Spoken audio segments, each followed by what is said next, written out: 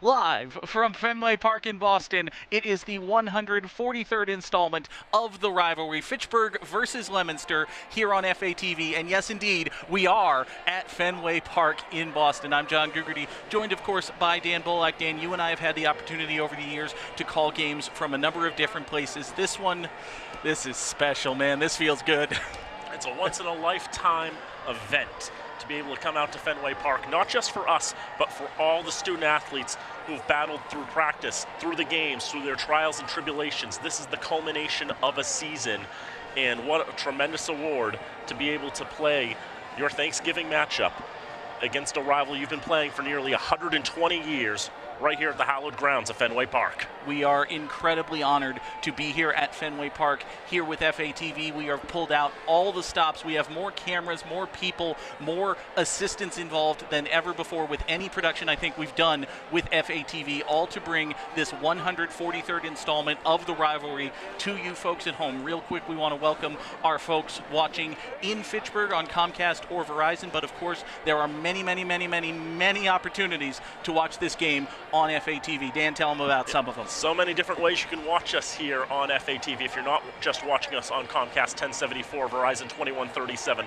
on the Civic Stream at fatv.org, on your Apple or Android phones, or on your Apple TV, your Amazon Fire Stick, your Roku devices. There are so many ways you can watch us. You have no excuse to miss out. So many ways. If you know anyone in Leominster, in Fitchburg, who may not be watching the game, folks, we really encourage you, please reach out to them. Let them know that this is available. We are so honored to be here and bringing it to you here from Fenway Park. But Dan, it is not just us here. We are going to have many guests along the way. Glenn Fossa is here, Mark Bedanza is here, many more that I cannot even name. We have so much in store for you here from Fenway Park as we get ready for the 143rd meeting of the rivalry, Fitchburg versus Leominster. It's always the most important game of the year. It's always the biggest game of the year, and you've got to pull out all the stops, just like these two teams are going to be doing in a little less than half an hour from now. Absolutely. That is a point worth noting, folks. We are just about 26 and a half minutes away from kickoff. Kickoff scheduled for just about 7 o'clock. It was originally set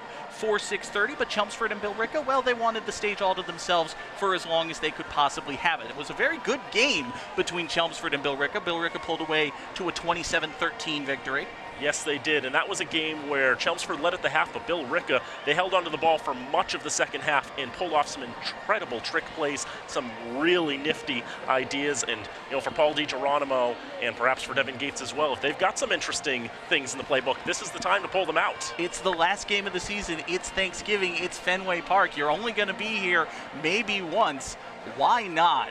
I think, Dan, we are in for a very exciting football game between Fitchburg and Leominster, even if I suppose we should address the elephant in the room. Fitchburg does come in winless on the season.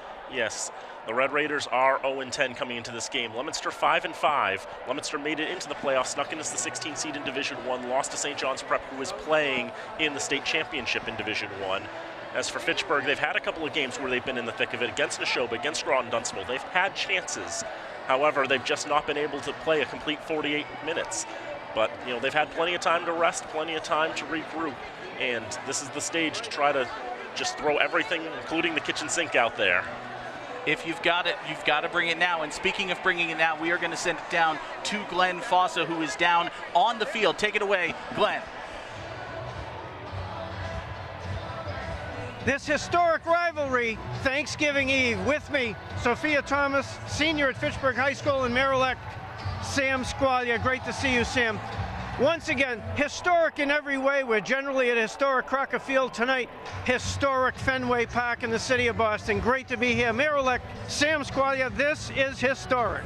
Glenn, this is amazing. We're here at Fenway Park, like you said, historic Fenway Park, tying in with historic Crocker Field, which is soon getting upgraded with the turf. But we're playing on real grass today here at Fenway Park. This is amazing. Yeah, it truly is, and of course, Fitchburg High School, a little bit of challenge through the season, but Fitchburg does some surprising things sometimes. We got heart, Glenn. We got heart. We don't let that past score affect our motivation. I see the guys out here today. They're fired up. We're pumped up. We're gonna play to the best of our ability, and who knows? Maybe we get that W. Sophia Thomas is a senior at Fitchburg High School and somewhat of a sports statistician as well. Sophia, you're a senior. This is it. This is the big game.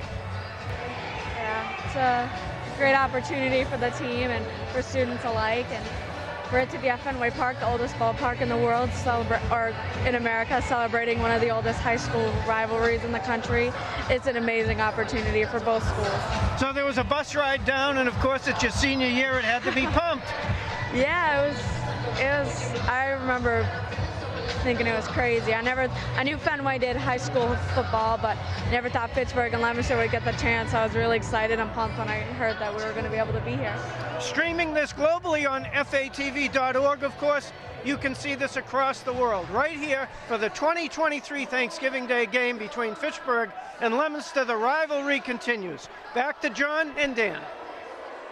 Thank you so much, Glenn Fossa. Again, I'm John Gugerty, joined by Dan Bullock as we get ready for the 143rd meeting of Fitchburg and Leominster here on FATV from Fenway Park in Boston. And folks, while we have a little bit of time here before kickoff, we do want to talk about the importance of FATV and in general, local access stations, community media. Let's hear this word from Save Our Stations. We're going to have that in just a minute, folks. But again, it is just an incredible opportunity for us to be here at Fenway Park. Dan, again, we can't tell enough. This is really freaking cool, and we're having a lot of fun doing it, in case you haven't been able to tell. It's an exciting opportunity for everyone and for all these student athletes getting out there. You know, the fans starting to file in. They're going to be treated to a great football game. It's going to be another chapter in this tremendous rivalry, another location for this game. All right, we are just about ready to hear that word once again from Save Our Stations. Oh. Well, actually, before we get to Save Our Stations, let's take a moment to thank our FATV underwriters who make all of our remote productions possible, especially this Thanksgiving production.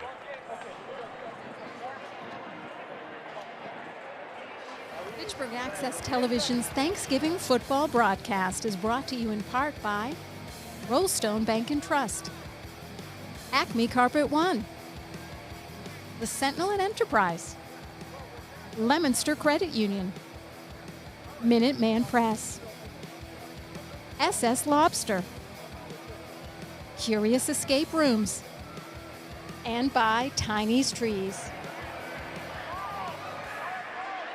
Our thanks to them for all of the support. We noticed a couple of extra underwriters as part of the package here for Thanksgiving. Again, our thanks to all of them for their support as we get ready for the 143rd meeting of the rivalry here at Fenway Park. See the Red Raiders getting ready there. Will be in the brick and pewter. Leominster also wearing the colored jerseys, both teams in their home uniforms, as is traditional on Thanksgiving. We've got many traditions continuing to be honored here at Fenway Park that are part of the rivalry. That's just one of many. We are about 20 minutes and change away from kickoff. Kickoff scheduled for just about 7 o'clock here from Fenway Park. Gives us a chance to look briefly at Leominster. Again, they come in with a record 5-5 on the season. Yes, they do, and Osiris Lopez continues to be a dominant quarterback for the Blue Devils. 1,660 yards through the air this year, 19 touchdowns. The numbers are a little lower. Leominster did graduate a tremendously large number of players from last year. So they've been rebuilding just a little bit, but they were still good enough to get into the playoffs. And the season all turned around when they were behind at halftime against Wachusett, a game where if they had lost, there was a legitimate chance they might find themselves falling out of the playoff picture entirely, but they were able to come back, win that game, storm to a victory against Shrewsbury, and then shut out and shut down Algonquin to get themselves into the playoffs. It's still going to be a pretty successful year, but you know that Leominster wants to cap this off with a victory, finish with that 6-5, and take a sweet victory in this once-in-a-lifetime game. Absolutely. Other side of the equation, of course, for Fitchburg, they come in with a record 0-10 on the season. Last time out, they lost to Assabet Valley in one of the consolation games, as they did not make it to the playoffs. Yes, and in that game, it was pretty close at the half. It was only 11-7, but Assabet came out of the locker room in the second half. It was their last game of the year. They're not playing on Thanksgiving this year, just ended up being the odd team out in terms of opponents. and they just dominated the start of that second half, racked off 30 points in 15 minutes, and turned what was a close game into a laugher. And for Fitchburg, they're looking to bounce back from that. Lessons learned. Paul DiGeronimo has talked about how hard the team has continued to work in between that game against Assabet and today. It's been 13 days since they've played that game, and they've been working hard to try to get themselves ready for this contest. Plenty of time for the Raiders to get ready for this historic field at Fenway Park. But it's worth noting, of course, Fitchburg plays on a rather historic field of their own, Crocker Field in Fitchburg. We make a bit of a joke of it at times, calling it historic Crocker Field, but it really is a unique marvel. And while we have a moment, folks, we wanted to ask you if you can, please, talk about Dan, tell us a little bit, rather, about, the Crocker Field Restoration Committee and what we're trying to do to help preserve and upgrade and modernize even Crocker Field. Well, I can tell you that they're going to be trying to put in that artificial turf and try to make it equitable for everyone, get all sports at Crocker Field, but they could always use a little extra help, and you can find more information at crockerfield.org. Again, folks, crockerfield.org is the website to go to, but we are just about ready for our openings here at Fenway Park. Again, Fitchburg and Leominster meeting for the 143rd time. 117th time on Thanksgiving, or adjacent to Thanksgiving. We remember the last time they played on Thanksgiving Eve, the one other time they ever did that back in 2018, in which it was much colder than it is today. It was a very unique set of circumstances back then, just a little bit chillier, even for us high above Fenway Park here, as you saw, with the window open. It is quite something to be here. You saw plenty of fans in attendance, more than 2,000 tickets sold as of last count, and that was a long time ago, so we expect a very healthy crowd here. It'll be a nice crowd coming in, making the trip, and that both of these schools and both of these cities have worked hard to try to make sure they can get as many people to come to this game in particular as possible, whether it is covering the cost of the tickets or setting up a bus to get fan buses, multiple buses to get fans to Fenway Park. So many logistics going into it, and credit to the superintendents, to the athletic directors for putting everything together to make all of this possible. Absolutely, massive credit goes out to the superintendents, the athletic directors, as you said, to the teams for attending. It's a unique opportunity, and they want to take advantage of it just as much as they possibly can. Folks, we have so much in store for you here today on this special Thanksgiving edition of the Rivalry. Again, the 143rd meeting between Fitchburg and Leominster. Mark Bedanza will be joining us later in the broadcast here from the press box. That'll be during the third quarter of action. Don't want to miss that. And again, just an incredible game. You throw the records out the window when it's Fitchburg and Leominster, Dane. You really do. You do, yes. And for this game, the records are basically 0-0 for this one. The two teams, they've been playing each other for so long, and for Fitchburg, we've talked about it, they're 0-10.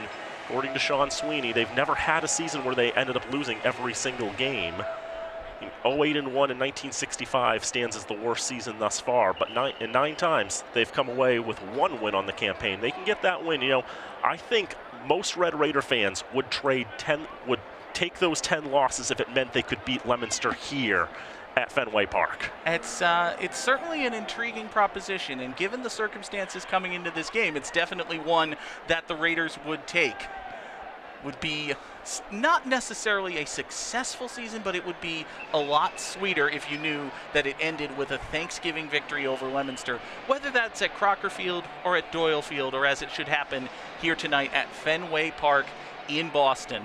Folks, we are 14 and a half minutes or so away from kickoff. Again, kickoff scheduled for 7 o'clock. The preceding game ran just a little bit long, so we do apologize for that, but we will try to keep you abreast. It was funny, at the end of the third quarter, the clock operator accidentally set it to the fifth quarter, which meant that the scoreboard said overtime, and I'm thinking, yes, you are overtime. That's true. You are going late. You have run long. That's a fact. It's an accurate descriptor of the situation. Yeah, we have just an incredible view, Dan, from here, high above Fenway Park. There you see the back of, well, Dan's hair and my lack of hair. I suppose we should turn around and address the folks as we say this is just an incredible viewpoint. Dan, you and I, we were talking about this before the broadcast started. We've had the opportunity to call a game from Gillette Stadium in Foxborough. I've got to say, this is nicer. For us, this is better. I'm liking this. Yeah, I mean, the sight lines look like they're good. We sort of did some practice play-by-play during the fourth quarter to ourselves as we're just trying to get in the swing of things, get an idea for what we're looking at. As you can see, the teams are now making their way back to the dugouts. Leominster coming out of the third base dugout, Fitchburg out of the first base dugout. Fitchburg is designated the home team for this game. Not that it really matters being in Boston and both teams wearing their home jerseys, but Fitchburg's the home team. It means Leominster will call the coin toss. It does mean that, and of course, next year's game will be at Doyle Field, and 2025 with new synthetic turf at Crocker Field, we hope. And again, crockerfield.org, the website for the Crocker Field Restoration Committee.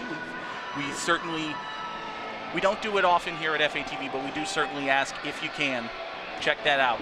We're doing everything we can to help in the renovation and modernization of Crocker Field.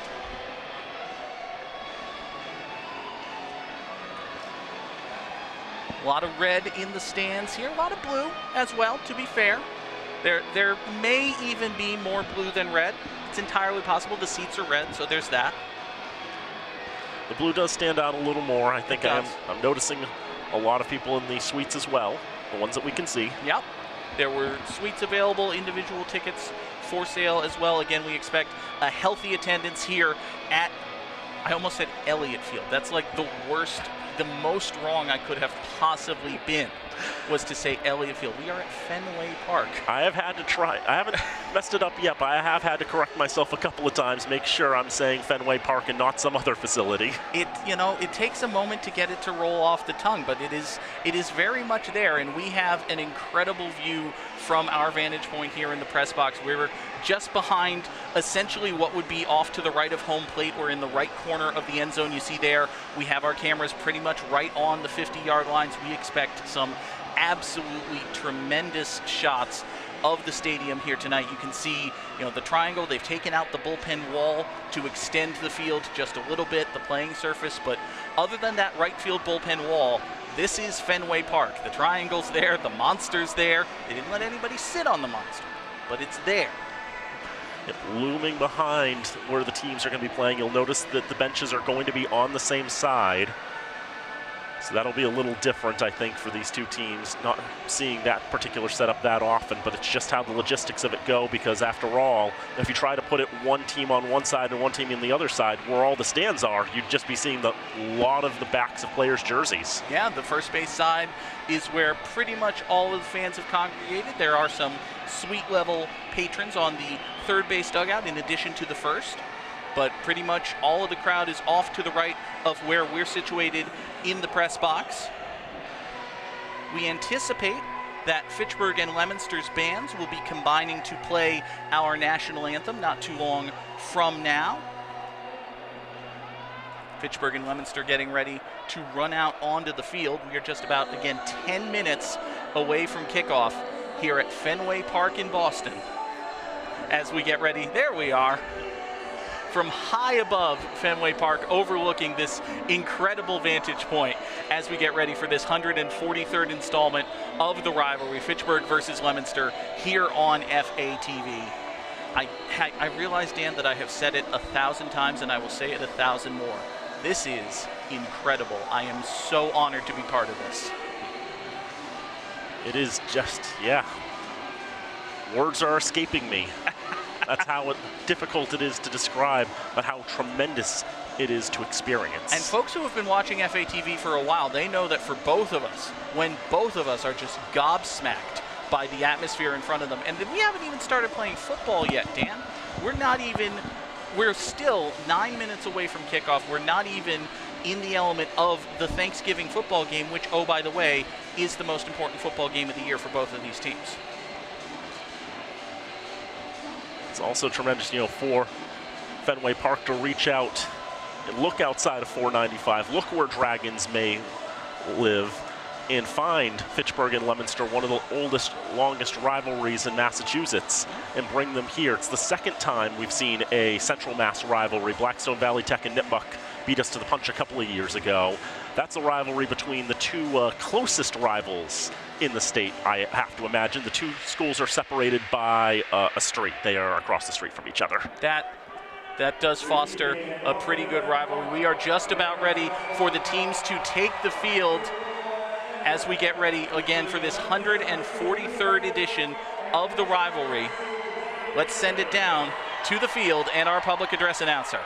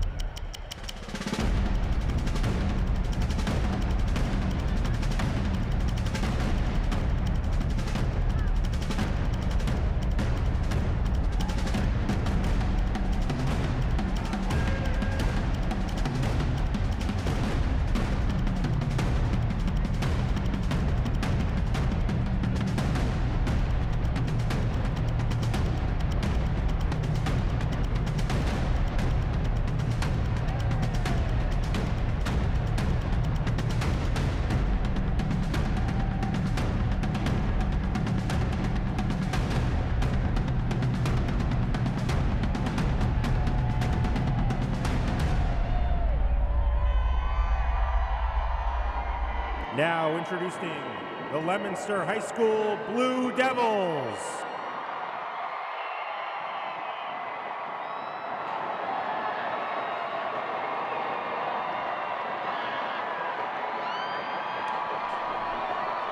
A roar from the Leominster fans here at Fenway Park as their Blue Devils take the field, coming out of the third base dugout wearing the blue and white. Leominster are the visitors in this game, but as is tradition on Thanksgiving, they wear the home unis. It's a very attractive matchup, Dan, these red and blue looks, I've got to say. One of the best looking matchups, a classic football matchup. And of course, you've got to bring the classic football looks here to Fenway Park. One of the oldest, one of the best. It is a tremendous rivalry, and we are so honored to bring it to you now. Let's meet the Red Raiders.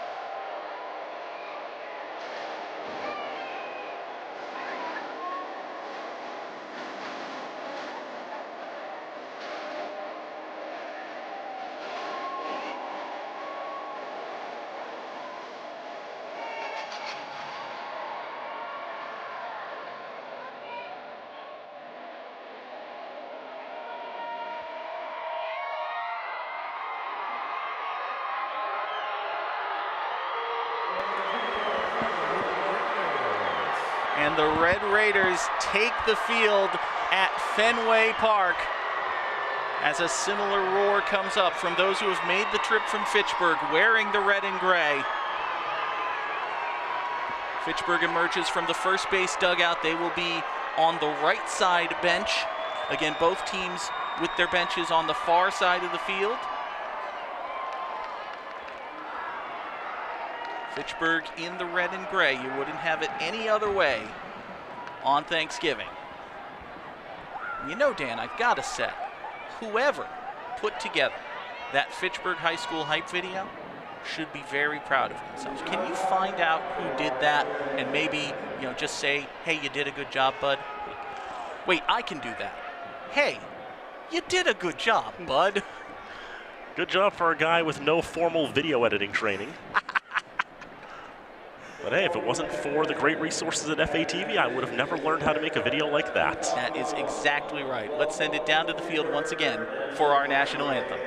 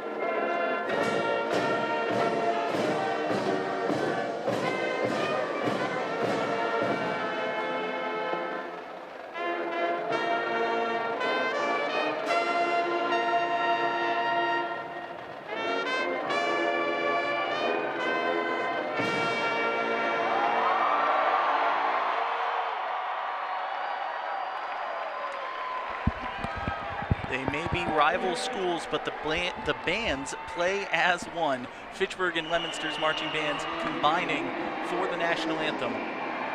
Let's take a look at just a little bit of this incredible rivalry.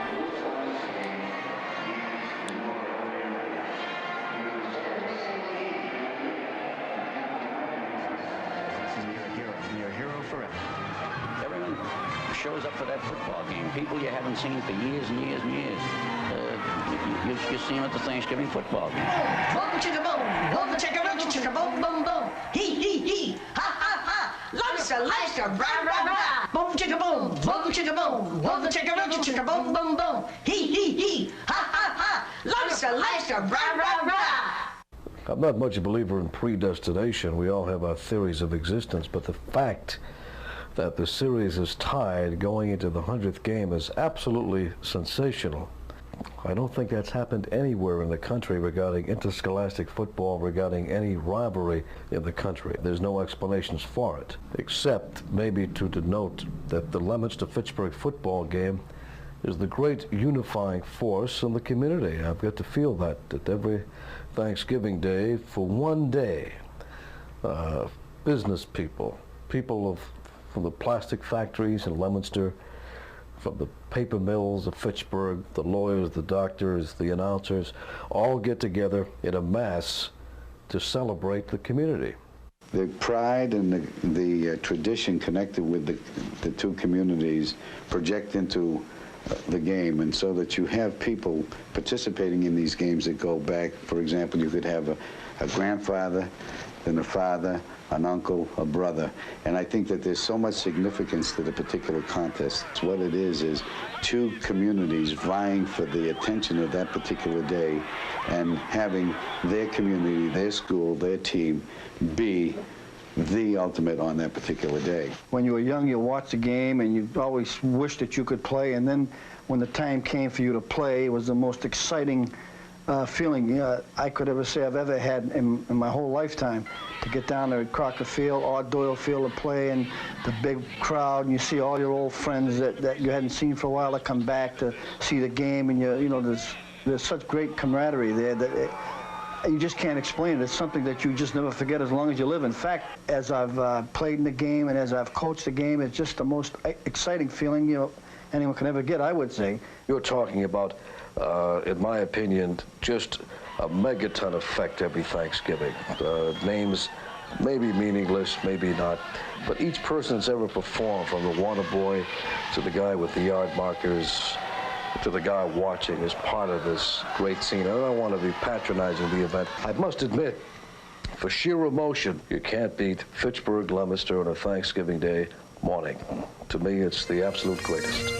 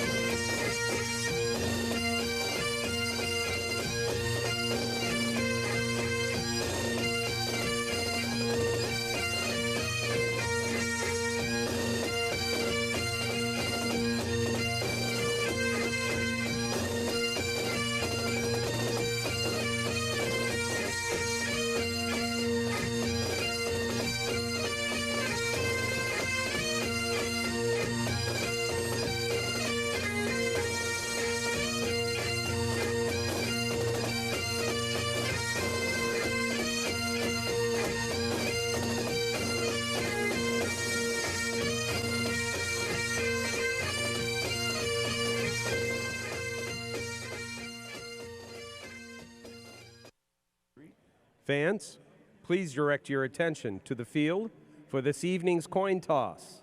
Taking the field, please welcome the captains of Leominster High School and Fitchburg High School. Rivalry between Fitchburg and Leominster. Joining Leominster and Fitchburg as their honorary captains. The honorary captains there, Mark Bedanza. We'll be hearing from him later on in the broadcast. In 1993, if there's anyone who knows about this rivalry, that is the man. Total of 84 points and resulted in a 44-40 Fitchburg win.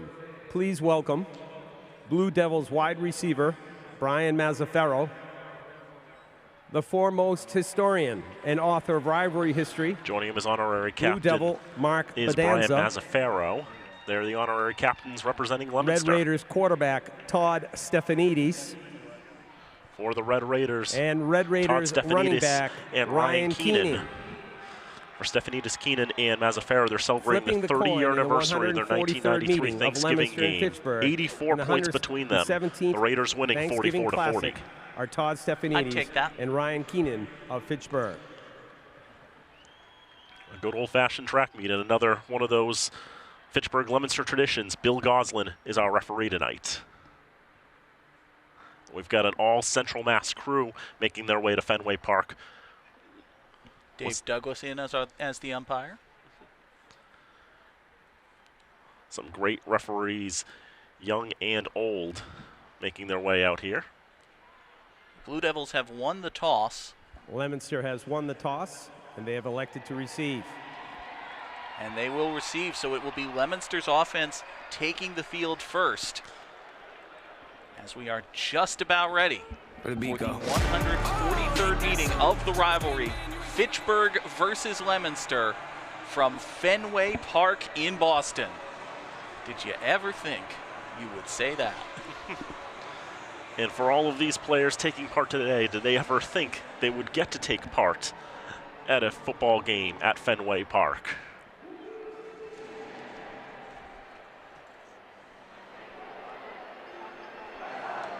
You can see the two teams in that shot there. The referees, just because, Bill Goslin, the referee, Dave Douglas, the umpire, Matt Tebow, and Francis Tarpey are the line judges. O. Napolitano, Michael Turco are the field judges, and the back judge is Sean Burke. This is what, the third consecutive Fitchburg home game Sean Burke has worked? He's traded the white hat for the play clock.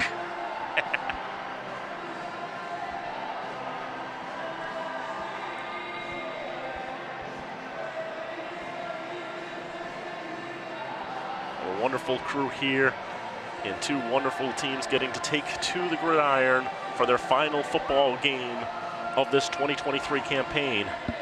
And for the 30-odd seniors that these two teams have, it's the final high school football game of their careers. They knew when they enrolled that it would be Fitchburg and Leominster. They knew it would be Thanksgiving. I don't think they knew it would be here.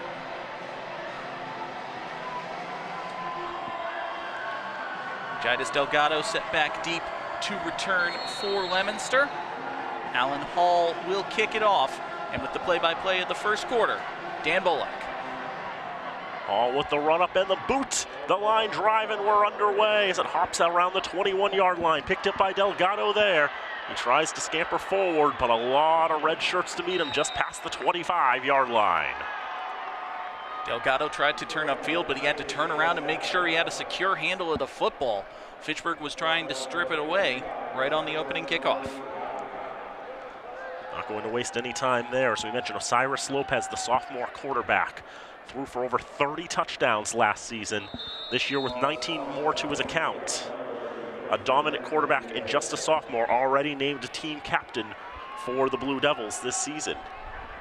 He has in the backfield Xavier Cora, who will line up to his right. On first down, will be a throw over the middle, deep ball downfield. It's going to be caught! Pulled in by Ryan Ricker, who's going to run it all the way for a Leominster touchdown. Boy, they don't waste any time over there in Leominster, do they, Daniel? One play, one score, 72-yard throw, and the Blue Devils are off and running. Lopez had plenty of time to throw. Ricker was the fastest man anywhere near the football. They just went 4 verts, Dan. Everybody go long. Lopez picks a target, and he hit him in stride for 6 points. 4th touchdown of the season for Ryan Ricker. And already 6 on the board for the Blue Devils. Daniel Thompson on for the extra point. Out of a Liebert hold. Snap down, kick is up, and the kick is good. 19 seconds gone in this contest. Daniel Thompson's 26th extra point will make it a 7-0 football game. And Leominster has shown some explosive potential on offense. Again, they won their last game 47-14 over Westboro, a 48-26 win over Shrewsbury earlier in the season. These Blue Devils can put some points on you if you let them. This is a battle-tested team that has played a tremendously difficult schedule. Opened with St. John's of Shrewsbury, a game that took 2 days to complete because lightning is a thing. Played Doherty tough, lost that game by a point. Played 3 Eastern Mass teams in a row in North Attleboro, Westford Academy, and Peabody, only winning the middle game of those 3. And then swept the Mid-Wash A, beating Wachusett, Shrewsbury, and Algonquin before falling in the playoffs to St. John's Prep. And then dominating that Westboro team, who gave the Red Raiders probably some of their biggest fits this year. Now Thompson ready to kick it off. Richard Salomon and Luke Bolak standing around the 15-yard line waiting for this one.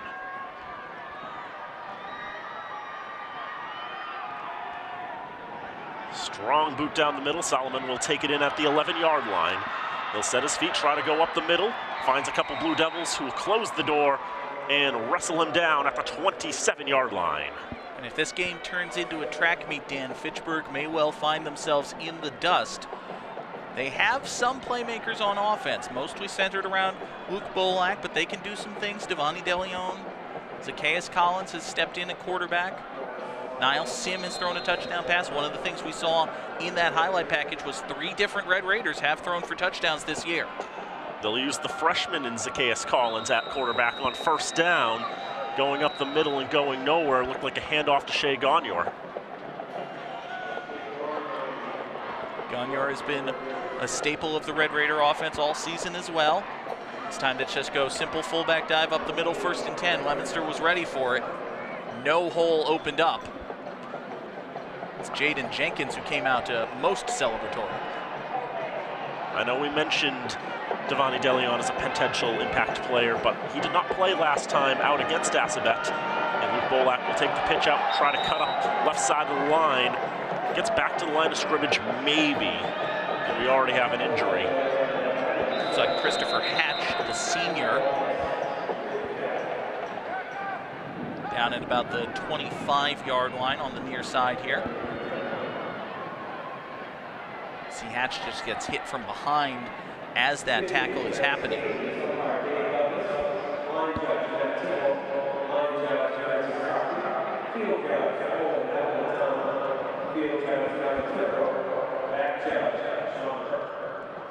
And a contributor on both sides of the ball this season has Hatch.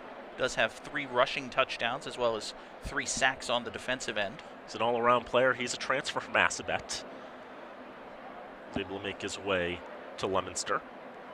one of a handful of Blue Devils whose position is listed as athlete. Trying to show how versatile they are as players.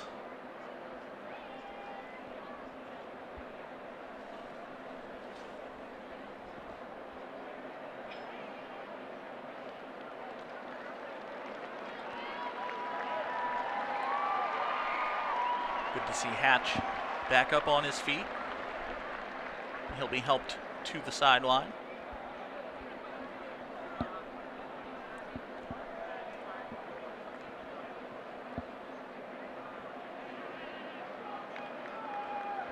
There is an ambulance on site, of course. Fortunately, not needed in that case.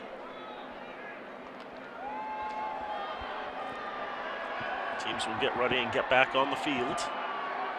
4 wide receivers for the Red Raiders out of this formation.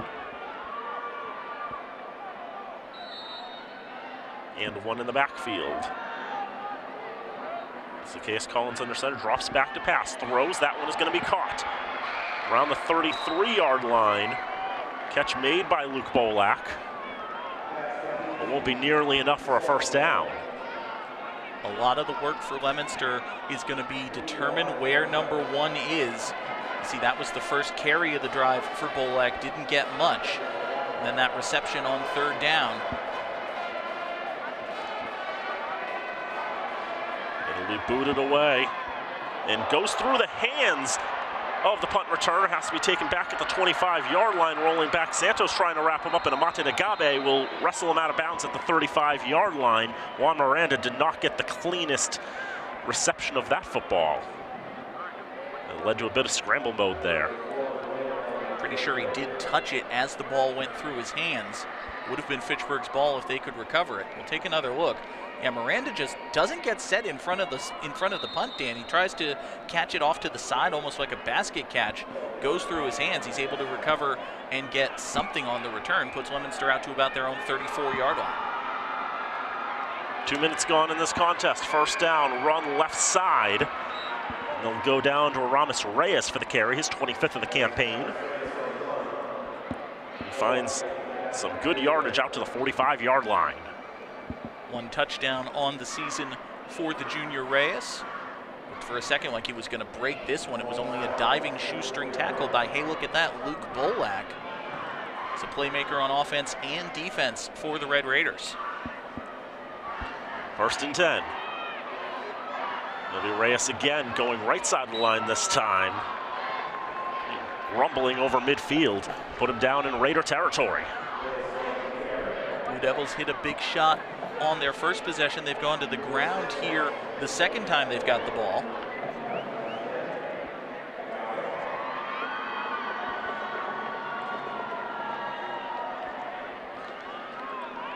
Call it a 7 or 8 yard gain. Makes it 2nd and 2.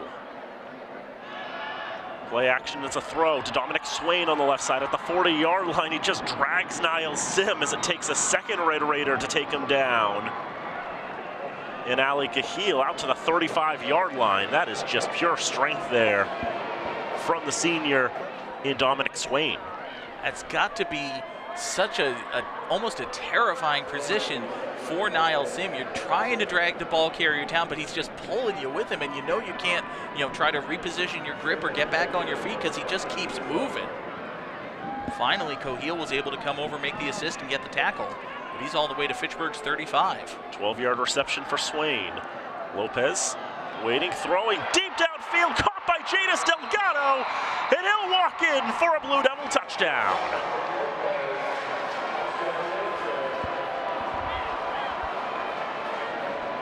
Cyrus Lopez just makes the passing game look so easy. An effortless pass over the middle to Delgado. He walks in for a 6th touchdown of the season, and it's 13-0 Leominster.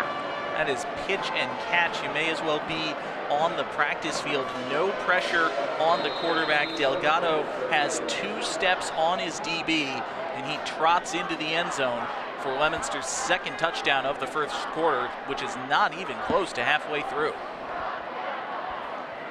Thompson on again, extra point is up and it's going to be good. 8:25 to go, first quarter of play, Leominster 14 and Fitchburg nothing.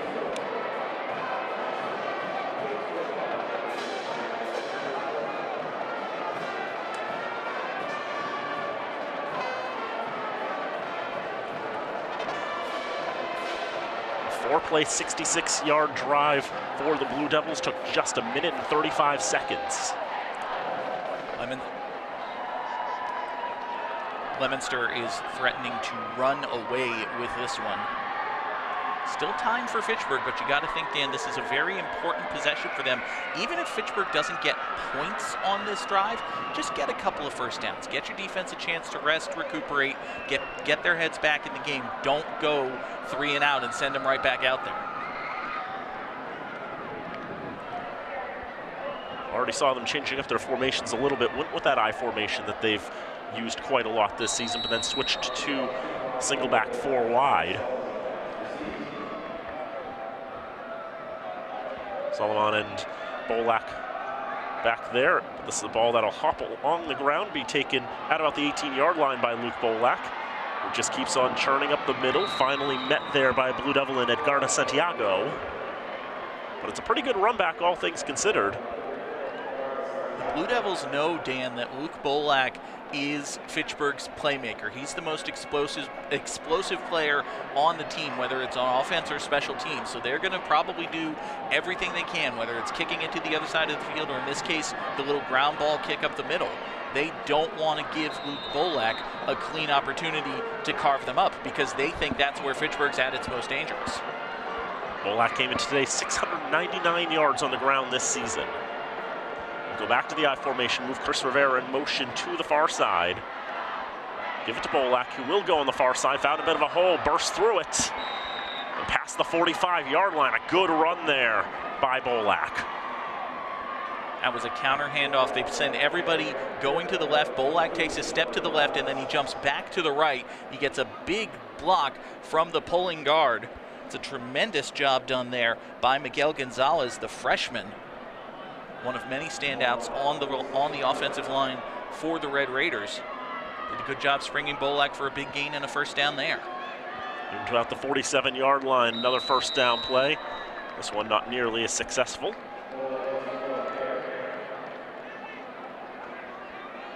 Maybe gain about a yard. Fitchburg's offense has lived and breathed with the running game pretty much all season. They can throw it once in a while on trick plays or double passes, but they are not going to match Leominster pass for pass, completion for completion. That's just not the Red Raiders' game. They don't have those kind of arms. So they're going to have to establish the running game. But of course, Dan, Leominster knows that. They know they can stack the box, dare the Red Raiders to beat them through the air.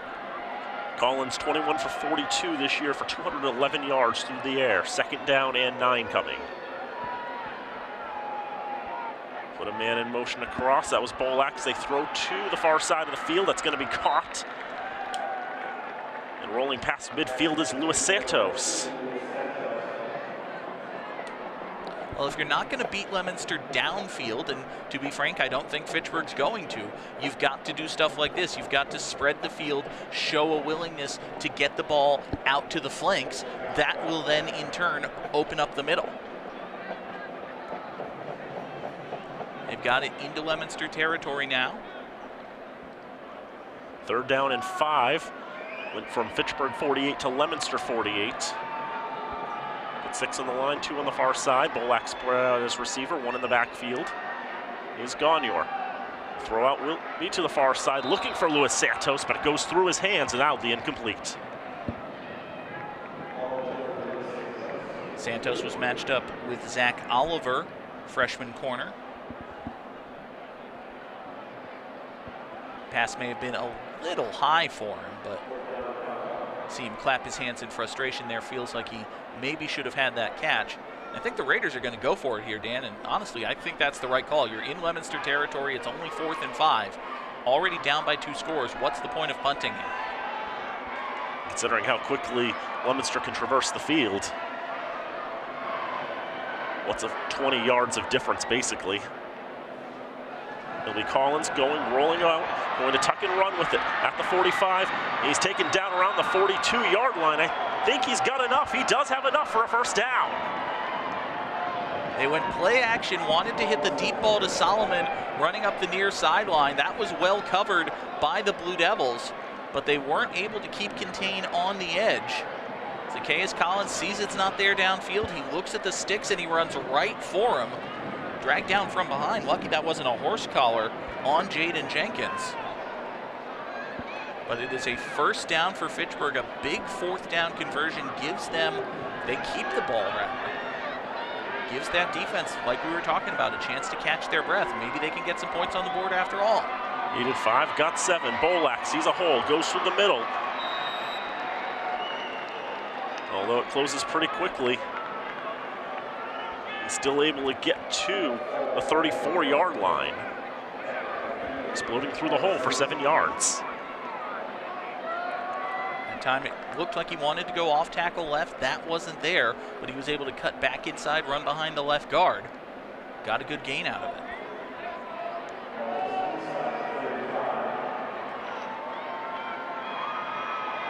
Second down coming from just inside the 35-yard line. They dive up the middle. Bolak almost breaking free, but one Blue Devil has a vice grip on his shoe, and Dominic Swain, and he would not let go. But he was able to hold Bolak back for reinforcements to finish the play.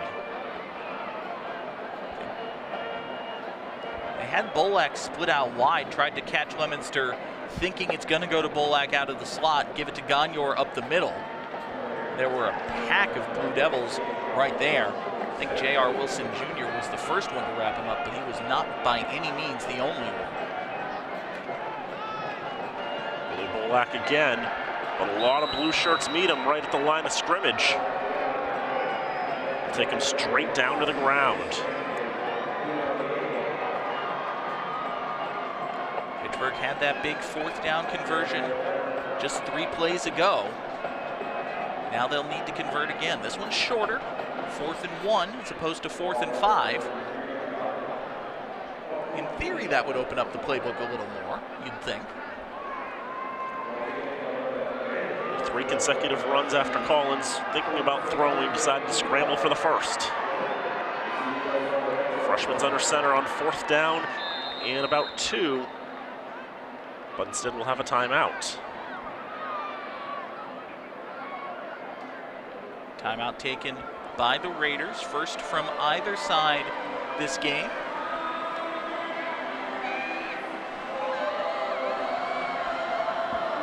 Again, folks, we will be joined in the third quarter by Mark Bedanza, the author of Rivals, an incredible history of the rivalry between Fitchburg and Leominster High School.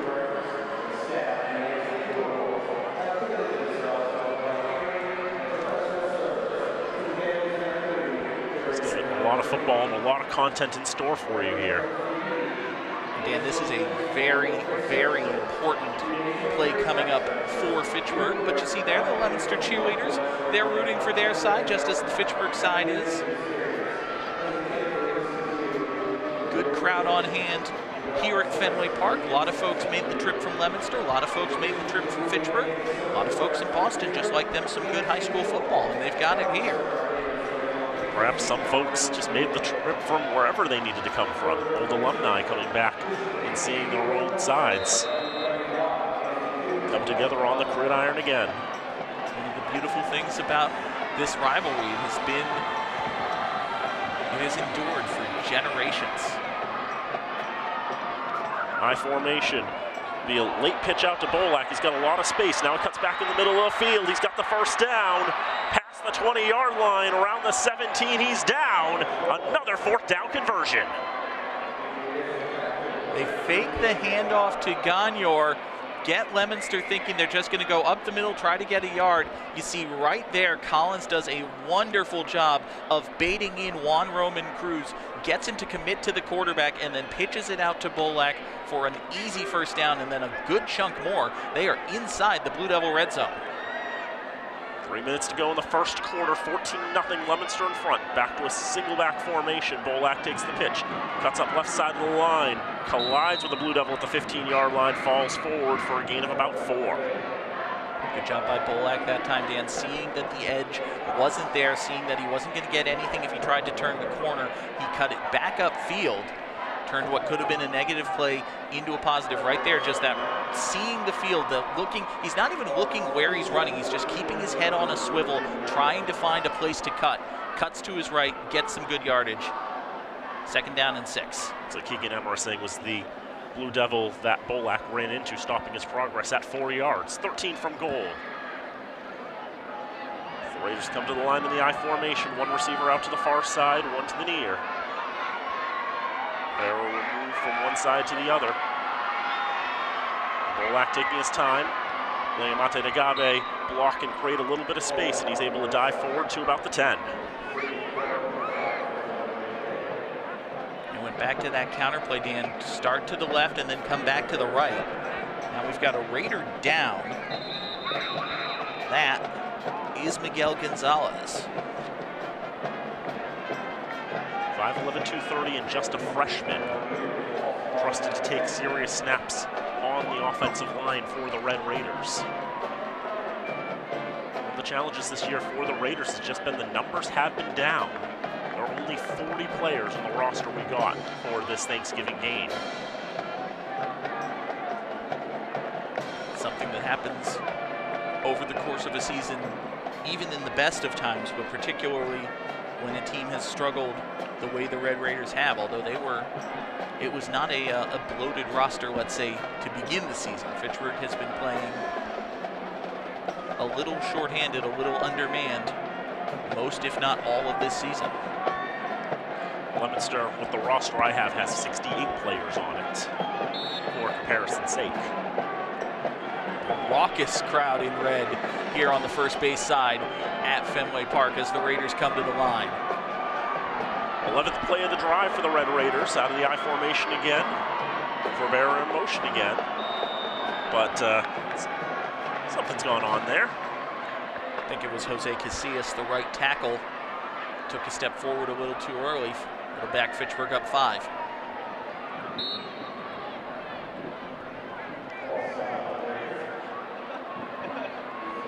What the Raiders have been gaining on first down. It's not particularly encouraging to take a penalty there. What was 3rd and a manageable 3 now becomes a more complicated 3rd and 8. Gotta think this is 4 down territory for Fitchburg. They don't need to get all of it here. Of course, if you just run into the line and you don't get anything, 4th down becomes nearly impossible. It'll be a pitch to Bolak. Tries to find that hole on the left side of the line. Although he'll dive forward for a few, might have been enough for a first down if not for the penalty. Where they're spotting it, not so, just 2 yards. Tried to get a little bit, and they did get a little bit. That's a call you make on 3rd down when you absolutely know you're going for it on 4th down. There's no thought to kicking here. They're going to go for this first down. Try to keep the ball as we approach the end of the first quarter. Try to get into the end zone. Try to stay in this game. Leominster's already up by 2 scores. Raiders need to get to the 7-yard line for a fresh set of downs. Collins is looking to pass, but quickly rushed. The throw is intercepted! Memi Elias has picked it off. He's running down the far side, tries to deke out Gagne. He does so at the 20, the 10, the 5. Touchdown, Blue Devils. A tremendous reversal of fortune, and a 90-yard pick 6 brings an end to the first quarter. How many times do we say it, Dan? 4th down, knock it down. Well, that's usually the rule, but if you can jump the route like this and you've got nothing but green grass in front of you, 1 man to beat, you just put a little bit of a move on him, there's nothing Gagne could do. He's coming full speed, desperately trying to keep Elias in check, and Elias just puts on the brakes for a little bit, gets that open yardage, and then he is gone. Unbelievable. Snap down kick is wide to the left into the 6th row, and no good, and that is 1 quarter time at Fenway Park. The Blue Devils lead 20-0.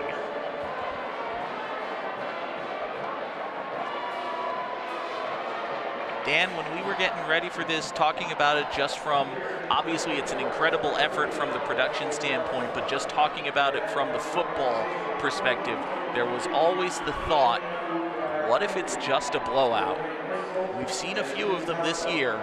Leominster looks more than capable of blowing the doors off of the Red Raiders through this first quarter. This Blue Devil team has only run 5 offensive plays. The Raiders went 12 plays, 51 yards, 8 minutes and 25 seconds for it to end like that. There you see canned food drive challenge.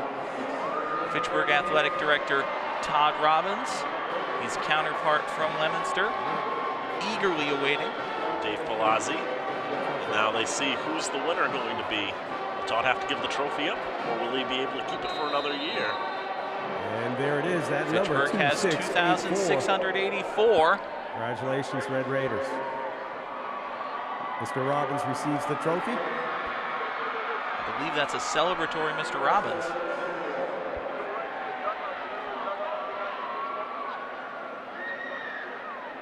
Dr. John Braga, the principal of Fitchburg High School, also there.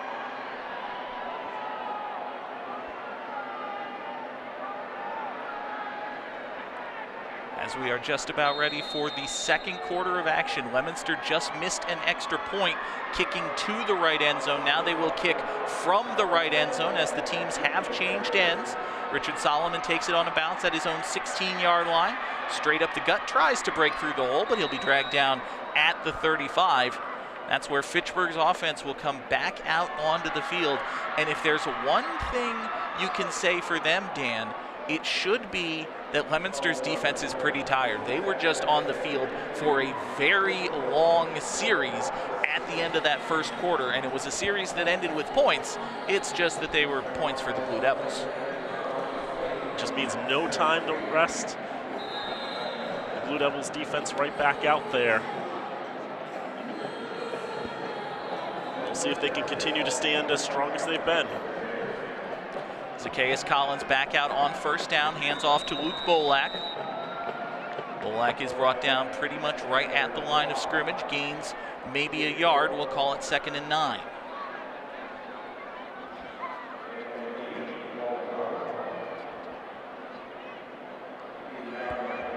Run out to the right side, trying to find holes in the line. Sometimes they open up, sometimes they don't, and when they don't open up, you're not getting a whole lot out of it. For the Red Raiders, they are pretty run heavy. They've only attempted 3 passes in this contest. Bolak in the right slot as the Raiders go 4 wide. Shea Gagnor in the backfield. Collins looking that way, floats it up for Bolak, just a little bit overthrown. Was defended by Elias. Bolak looks like he wanted a flag. He's not going to get one. Put in a place where only Bolak could have gotten to it. By that point, he'd already broken free of Elias. It would just have been a matter of was there any grabs beforehand. Definitely nothing in the last 15 yards. Just a little bit overthrown.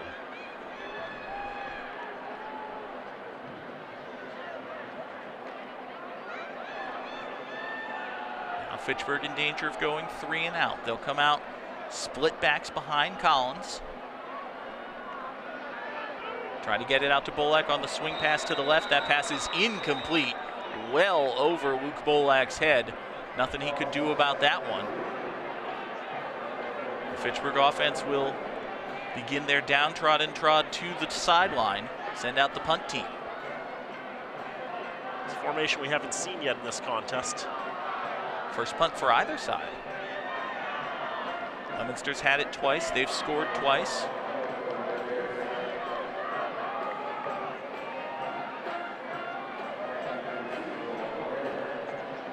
Allen Hall gets it away. Spiraling kick, bounces at the 35, takes a bit of a Red Raider roll. It'll be downed at the 22-yard line. Leominster's offense will come out for their first possession of the second quarter, but before they do so, we want to take this opportunity to thank the underwriters who make this and all remote productions possible here on FATV. Fitchburg Access Television's Thanksgiving football broadcast is brought to you in part by Rollstone Bank and Trust, Acme Carpet One, the Sentinel and Enterprise, Leominster Credit Union, Minuteman Press, SS Lobster, Curious Escape Rooms, and by Tiny's Trees. Our thanks to all those businesses for their support. Play action fake, fake the jet sweep on first down. Lopez is going to keep it himself. He's across the 45, almost to midfield before finally jumping out of bounds. We've seen Osiris Lopez throw the ball, Dan. Now we see him take off and run with it. He's quite adept on the ground himself. 63 carries for 578 yards and 5 touchdowns. He gets a big run on the first play of this drive. He's got Tyler Witzgall blocking for him there. Witzgall could have gained 30 yards before he ran into a tackler as well. Add 25 more yards to Osiris Lopez's rushing account. Handoff up the middle, big hole on the right side. Bounces it out there, got a first down into Fitchburg territory. Stop the clock, move the chains. It's a great carry for Xavier Cora. Cora came in 140 carries, nearly 800 yards on the season.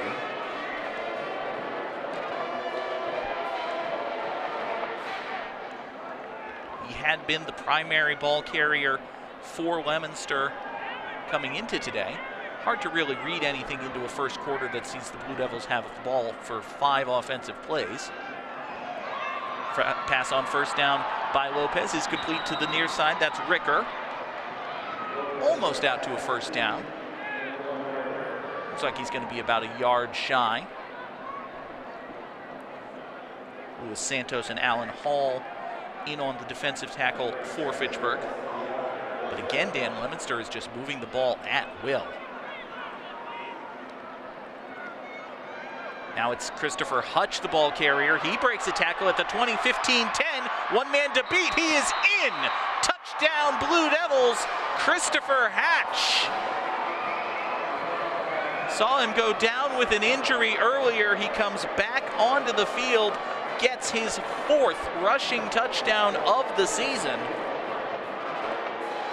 Danny, the Blue Devils are just making this look easy. As high-powered as they've been battle-tested with such a strong schedule this year. And they are just carving up the Raider defense. Daniel Thompson on to attempt the extra point. Once again, he did miss his last one. He'll look to make amends here. Good snap, good hold, kick is up and good. 9:16 to play here in quarter number 2. Leominster enjoys a 27-0 lead. My goodness, Danny. It's just been the kind of game this has been, and the kind of game, it's been one of those challenges for the Raiders this year. It's just a matter of trying to stick with it in these contests.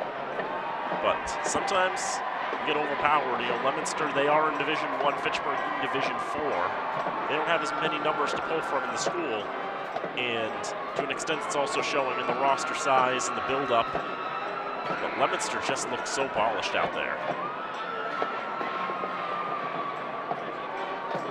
Blue Devils have they even run 10 plays yet? Was that a 5-play drive? I think it may have been. Something to that effect.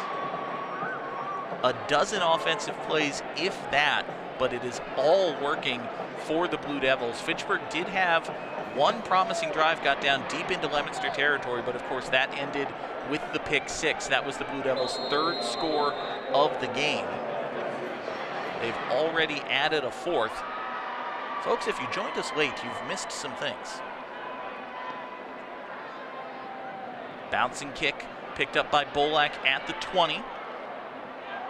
He'll get it out to about the 35-yard line. Looked an awful lot, Dan, like a play we saw in the earlier game, the Bill Ricka-Chelmsford game. Bill Ricka had just scored to take the lead, and rather than kick it back to Chelmsford, they boinked it off an up man and recovered the onside kick. one of those really, really gutsy calls for Billerica in that game. They had just scored to make it 20-13. They'd had a long drive where they'd gone one end of the field to the other, and then right after that, they go peg the up man, recover the ball, and they're able to drive downfield. By the time that Chelmsford's got the ball back, they're down 2 scores, and with only not even 3 minutes to play. Handoff goes to Gagner on first down. He is spun down pretty much at the line of scrimmage.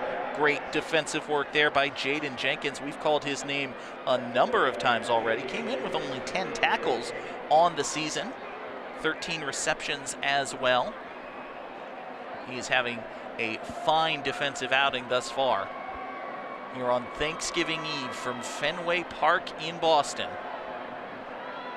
As the fans in blue have had plenty to cheer about thus far.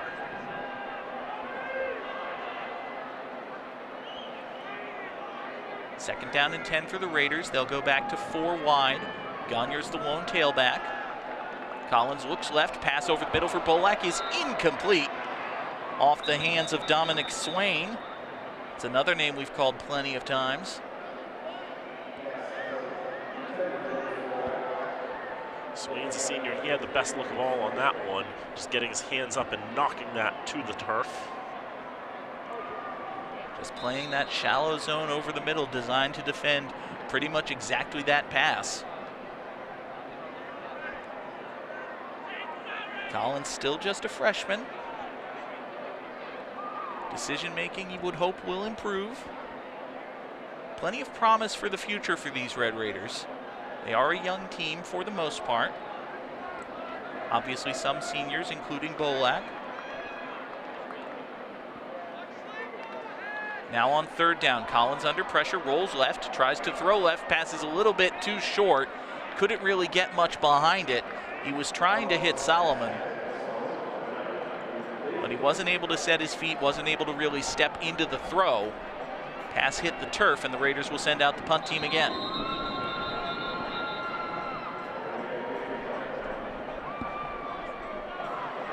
I think there's an injured player, Dan, at the far sideline, just off the field, just outside about the 45-yard line. And that's the reason for the stoppage here. Can't tell who that is. I believe it's a Blue Devil.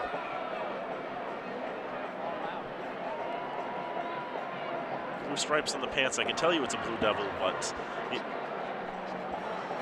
we're being told that's Keegan Amarasine, a senior, one of the linebackers for the Blue Devils.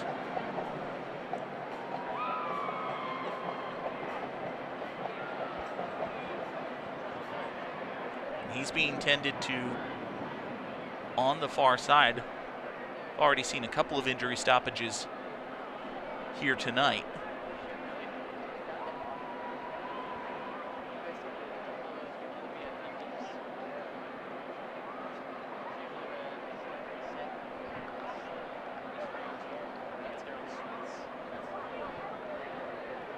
Again, folks, we will be joined later in this game in the third quarter by Mark Bedanza, one of the preeminent scholars, I think it's fair to say, Dan, on this rivalry between Fitchburg and Leominster. Indeed, he's done so much research on this rivalry, knows so much about it.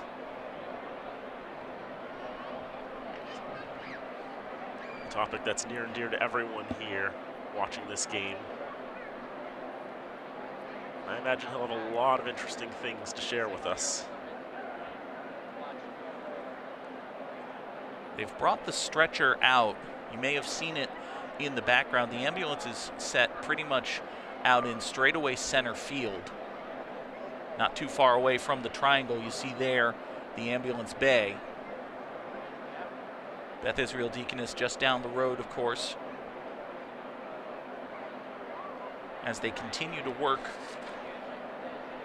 on Keegan Amarasine, who is down on the far sideline.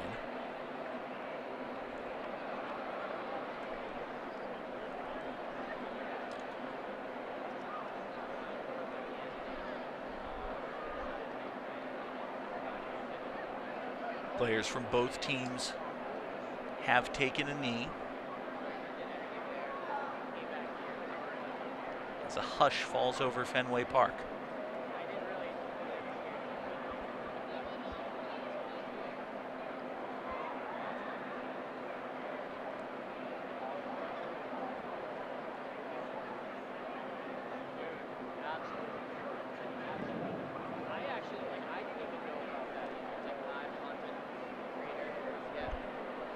It's turned into a beautiful night for football, Dan. It had been rainy and misty and windy and ugly for most of the day. As Ameracine is up on the stretcher now, gets a round of applause from his teammates and from the fans here in Boston. Like they were able to help him up onto his feet. But I think right now they just want to get him on the stretcher and get him to a place where they can get him checked out properly. And we hope the best for him. And we're seeing a senior as well.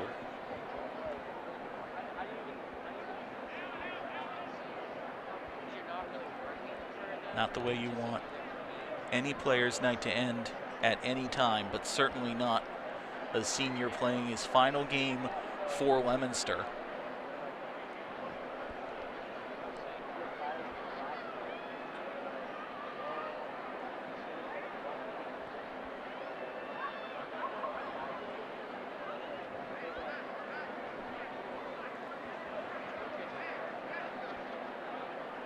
And now, Dan, it's one of the unfortunate realities of this game for the players on the field. They've seen, for Leominster, one of their teammates, but even for Fitchburg, someone else just outplaying this game, taken away like that. And you've got to find some way to take a breath, take a moment, and then refocus.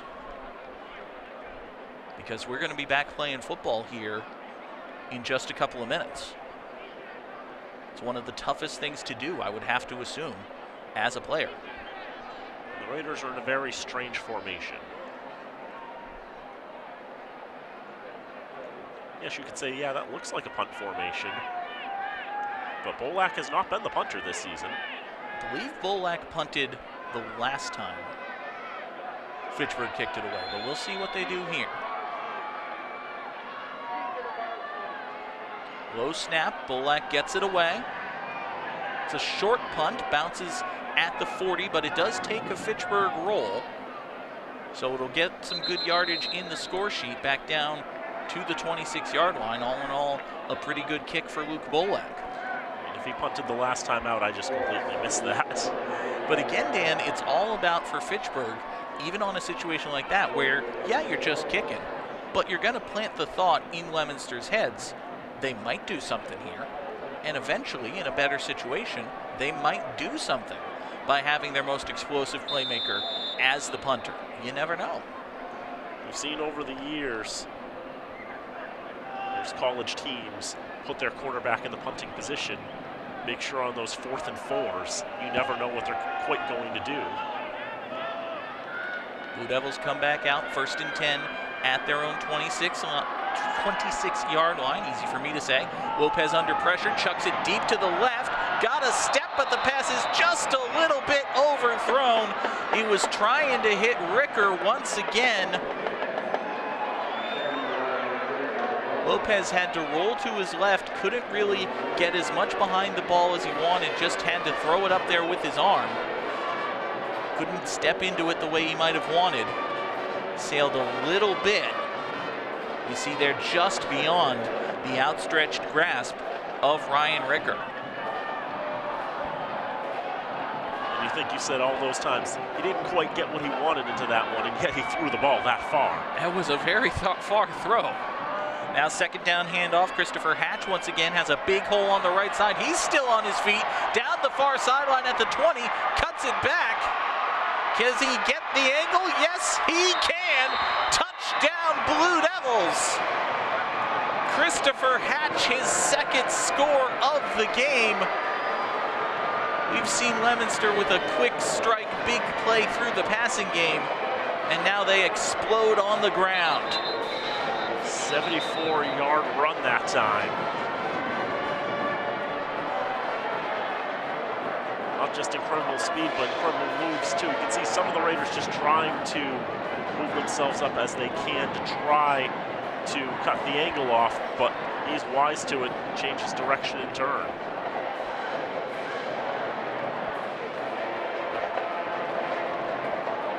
The officials got together after that play. Now they confer with Devin Gates at the Leominster sideline. Another confers with Paul DiGeronimo at the Fitchburg side.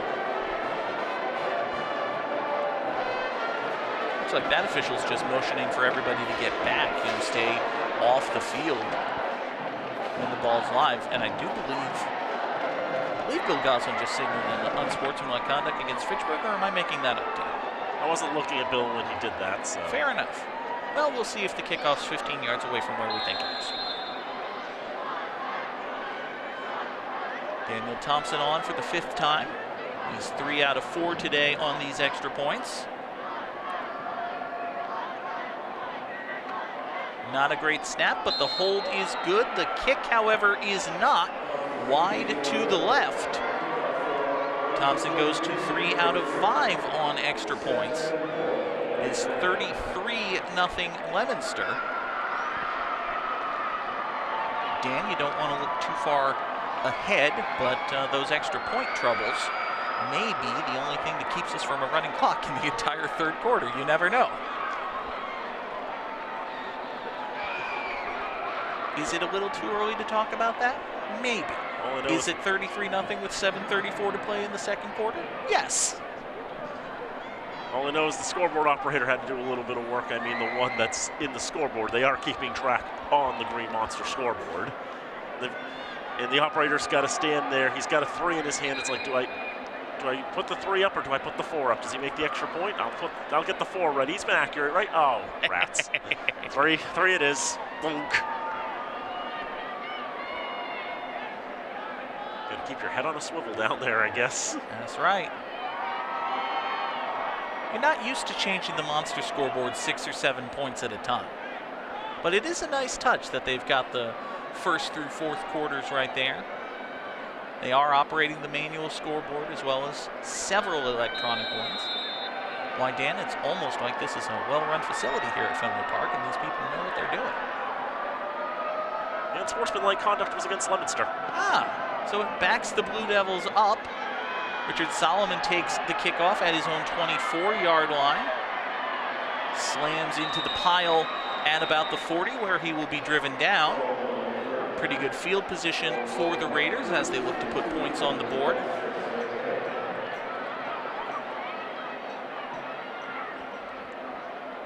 Folks, if it feels like Fitchburg's offense has been on the field for an awful lot of this game, even though they haven't scored any points, I believe that's true.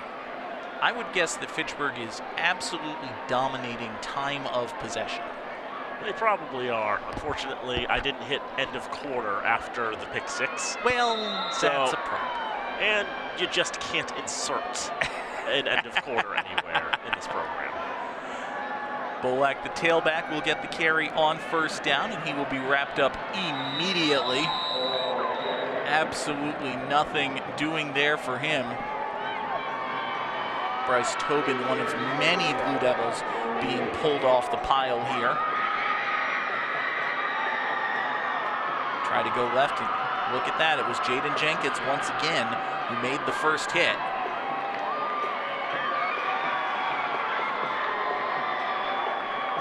Jenkins has been impressive on defense. Only had 10 tackles according to the Max Preps page for Leominster, which I trust to be well statted.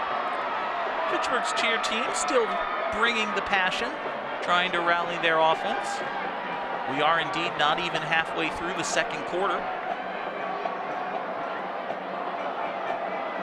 Tight end goes in motion to the right. Collins play fakes, rolls to his left, under pressure, avoids the hit, throws down the field. He's got 2 men there. It's caught by Gagnor. Shea Gagnor deep downfield. He's got a catch, he's signaling it. Officials say he was down before the ball came loose. It's the biggest play of the game for the Raiders, Dan. Take a look at it again. See Collins just improvising, getting as much time as he could. You could see J.R. Wilson Jr. get his hand out there, threw Collins off a little bit, and then threw that ball downfield, dropped it in the bucket there. And Shea Gagnor able to haul it in for a big, big catch, 45 yards. Gagne pretty much cut in front of Alan Hall, who was also right there. Now the pitch to Bolak on first down, running behind Gagne, but absolutely nothing doing. That time Bolak tried to reverse field, but Dominic Swain was all over him. You see Swain getting dapped up by his teammates. He deserves it. See, Bolak takes it. He tries to put the brakes on there. Swain blew through the line unmarked and knocks him down for a loss of about 4. Tremendous fundamental open field tackling. Wrap up his legs, go to the ground. There's nothing he can do except give up.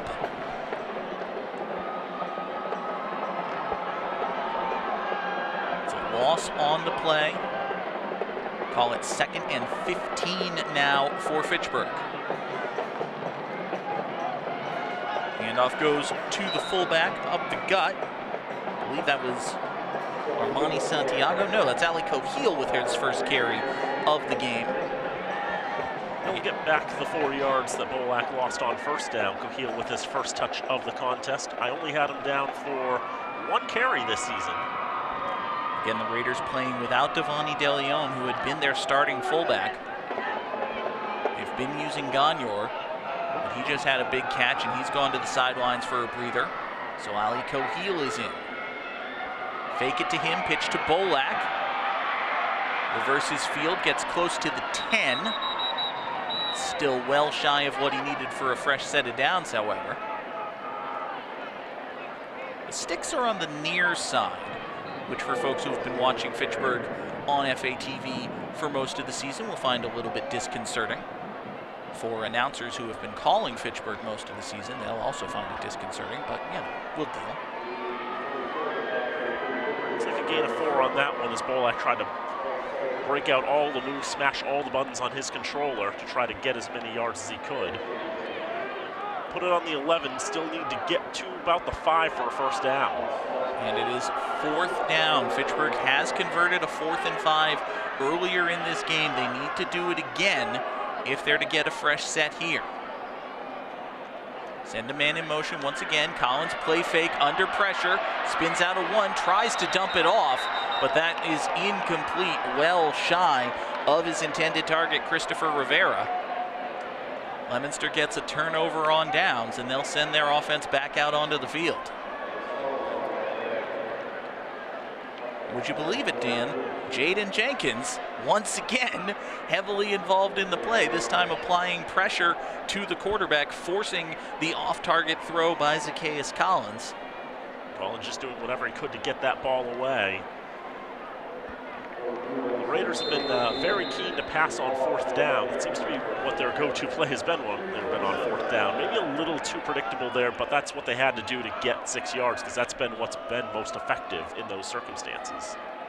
Osiris Lopez and the Blue Devil offense will take over 1st and 10 at their own 11. Handoff goes to the right side for a gain of 4. That, I believe, is Christopher Hatch again, the ball carrier. Nope, it is absolutely not. It is Aramis Reyes. And the first couple of carries for the Blue Devils in this contest. They'll get back in there, get a couple yards on the ground, give them 3. Just under 3 minutes to play here in the first half. Lopez play fake, sticks his hand up, wants his man to go on, chucks it deep downfield, passes a little bit underthrown and incomplete. He was trying to hit Jadis Delgado. Had Delgado and Ricker running downfield. You'll see him pump, and then right there, that left arm, he's telling his receiver to go deep. Just flicks it up, doesn't get as much behind it. By the time Delgado turns and comes back to the ball, he has too far to come. And the pass falls incomplete. Now 3rd and 6 for the Blue Devils.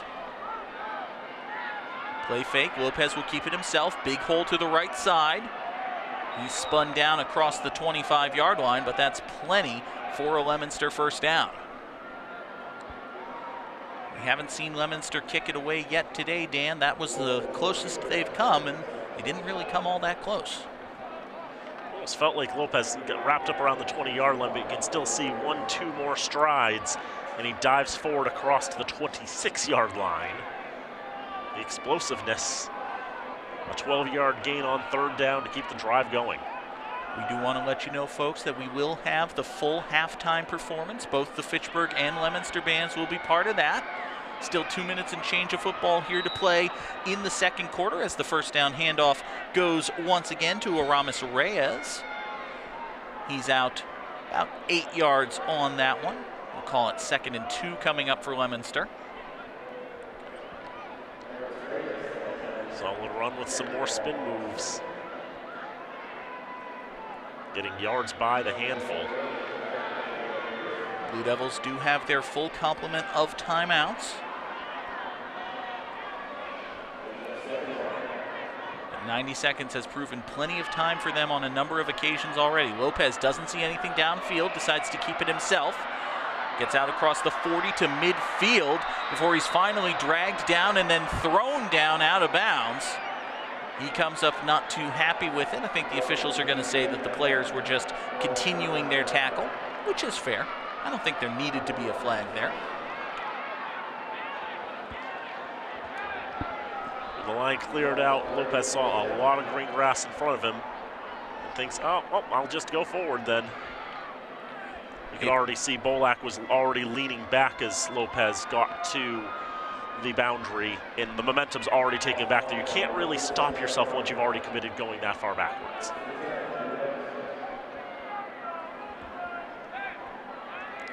Reyes in the backfield, 4 receivers for the Blue Devils, and we get whistles and flags at the snap.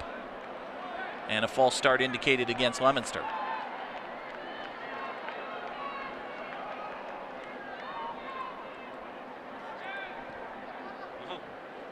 Bill Goslin, our referee, made the indication, and now he says, start the play clock.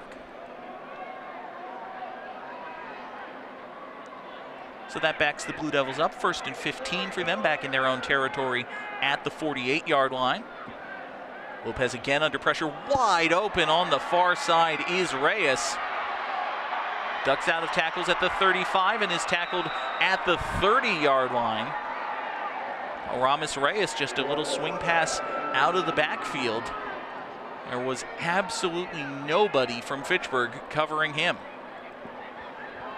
Definitely a challenge, throw out to the far side, and yep, always challenging when you see so much green grass in the picture when he makes the catch. Now back to live action. Lopez wants the end zone.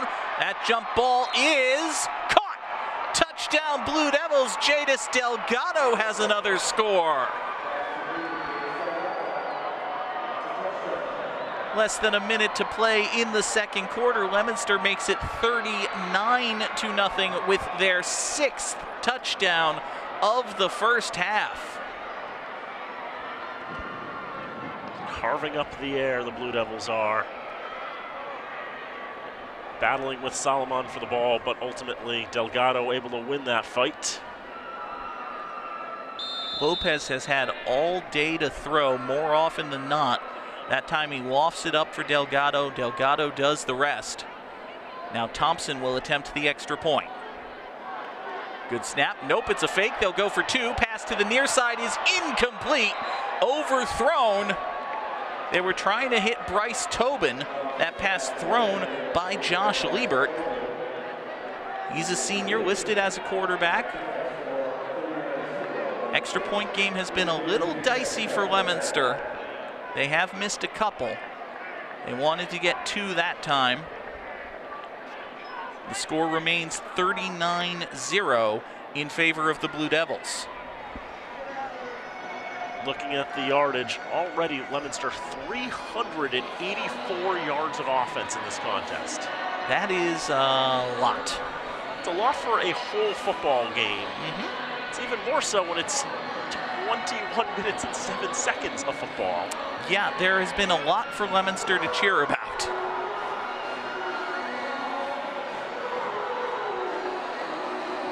The Raiders have gotten into the red zone twice. They've been knocking on the door of scoring. The only time a Raider possession has led to points was the pick 6. Blue Devils will kick it off again. This one is a longer kick, goes through Bolak's hands. He retreats to his own 3-yard line before finally turning upfield. And Luke Bolak will be swarmed and covered up at about the 13-yard line. 41 seconds left to play in this first half, which has been an absolute nightmare for Fitchburg. Pretty much everything that can go wrong has for the Red Raiders. Their defense has been absolutely unable to stop the Blue Devil offense. The Fitchburg offense has been able to move the ball in fits and starts, but certainly not with any kind of real consistency. 112 yards of offense for the Raiders in the first half. There have been nights where they've had worse goes of it. They have had some success, but not nearly enough when the other team has 39. Pitch goes to Bolak, running to the left. He's swarmed and wrapped up. They'll mark him down at the 15-yard line. Fitchburg has 2 timeouts, but they will elect not to use them. I would be mildly surprised if we see the Raiders run another play, but they're not pulling the guys off the field just yet. Collins has to run all the way over to the sideline, 35 yards away to get the play, carry it back. Now he tells them to play. The problem is there's only 5 seconds left. And there's 7 seconds left on the clock by the time he gets to the huddle. 2-1, they will not get it off. So we will go to halftime. Leominster running away with this 143rd installment of the rivalry. 39-0 is the halftime score. Teams will go to their respective dugouts, into the clubhouses. Leominster on the third base side, Fitchburg on the first base side. Again, folks, we will have the Fitchburg and Leominster bands performing at halftime. Fitchburg band is taking the field now, so don't go anywhere. We've still got plenty of action for you here on FATV. But for right now, let's send it down to the field level. Glenn Fossa. Take it away, Glenn. So temperature's a little bit lower now at historic Fenway Park. With me, Andrew Kuchar, counselor of Ward 3 of City of Fitchburg, of course. Thanksgiving Eve, you know, it's a challenge, and Fitchburg High doing the best they can. They're doing a good job. The kids are really doing a good job, and they're trying their hardest, and I see a lot of good potential for the upcoming years. Sophia Thomas, my partner here tonight, is somewhat of a statistician and a senior at Fitchburg High, and she's got some encouragement coming into the next half. Yeah, it's not looking great so far, but we have another half, and hopefully they can get some points on the board. Hey, if Tom Brady can do it, these kids can do it, right? Oh, yeah. Well, you know, it's always historic when we're at Crocker Field, but this is really something special. Well, these kids are going to remember this. They're going to be saving the memoirs and, you know, any photographs that they have. This is a historic moment for Fitchburg to be here at one of the nation's most iconic ballparks ever. So I'm glad to be here, glad to see these kids here, and go Fitchburg. Halftime. Now with Fitchburg High School, Leominster High School bands. Awesome. That is a show. Awesome.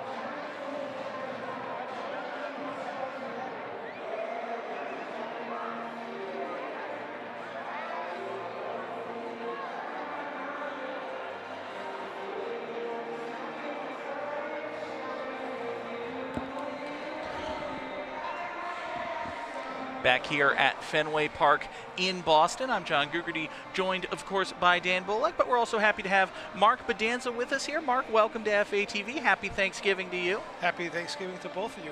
Thank you for having me. Mark, of course, one of the preeminent scholars of this incredible rivalry between Fitchburg and Leominster in its 143rd installment. The first one ever to be played at Fenway Park, though. I'm pretty sure of that. That's for sure. And this might be the coolest facility that's hosted one of these games? Well, certainly the most dramatic one. That's for sure. I mean, it's an amazing place to have a football game. And, you know, it's the first time the rivalry has ever left Leominster and Fitchburg. So another chapter in the long history of this tradition. Absolutely, and it's not like it's always only been at Crocker and Doyle Field, of course. There have been many hosts of this game. Well, it's actually always been played in those two places of earth. But before 1918, that was the Circle Street grounds, it was called. And there were football games played there between Leominster and Fitchburg.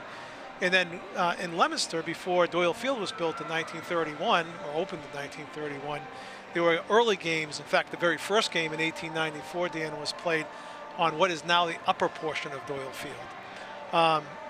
Leominster moved its football field to the back of the old high school on West Street in 1917. Not a very good place, not a very good facility. Fitchburg refused to play there, and they never played there, to my knowledge, and played every Thanksgiving game between 1917 and 1930 at Crocker Field, because we had that very was high standards back in the well, day, it was a state-of-the-art facility, and there's a famous story about Babe Ruth being there thinking it was a college stadium, and was surprised to learn it was a high school stadium, in fact. A lot of history at Crocker Field, obviously a lot of history here at Fenway Park, and you were part of the opening ceremony, the coin toss. There was a lot of history on the field there as well. Yeah, it certainly was, and I was really, it was a blessing to be able to participate in that. And it was really neat, and you could see it in the eyes of the players. I mean, the players, I think, really wanted to do this. Not everybody back home thought that this was the right thing for the tradition, and I understand those opinions, and you know, but the rivalry has been through a lot of twists and turns over the years. There have been times when there's no game. There have been times when the games were postponed because of weather. There was a time when the game was advanced because of weather. So there's been a lot of different chapters in this thing, and one thing that's a constant always is change, right? So that's right. See, that's a very diplomatic answer to those criticisms, whereas my instinct was, it's Fenway Park. Look, it's right there.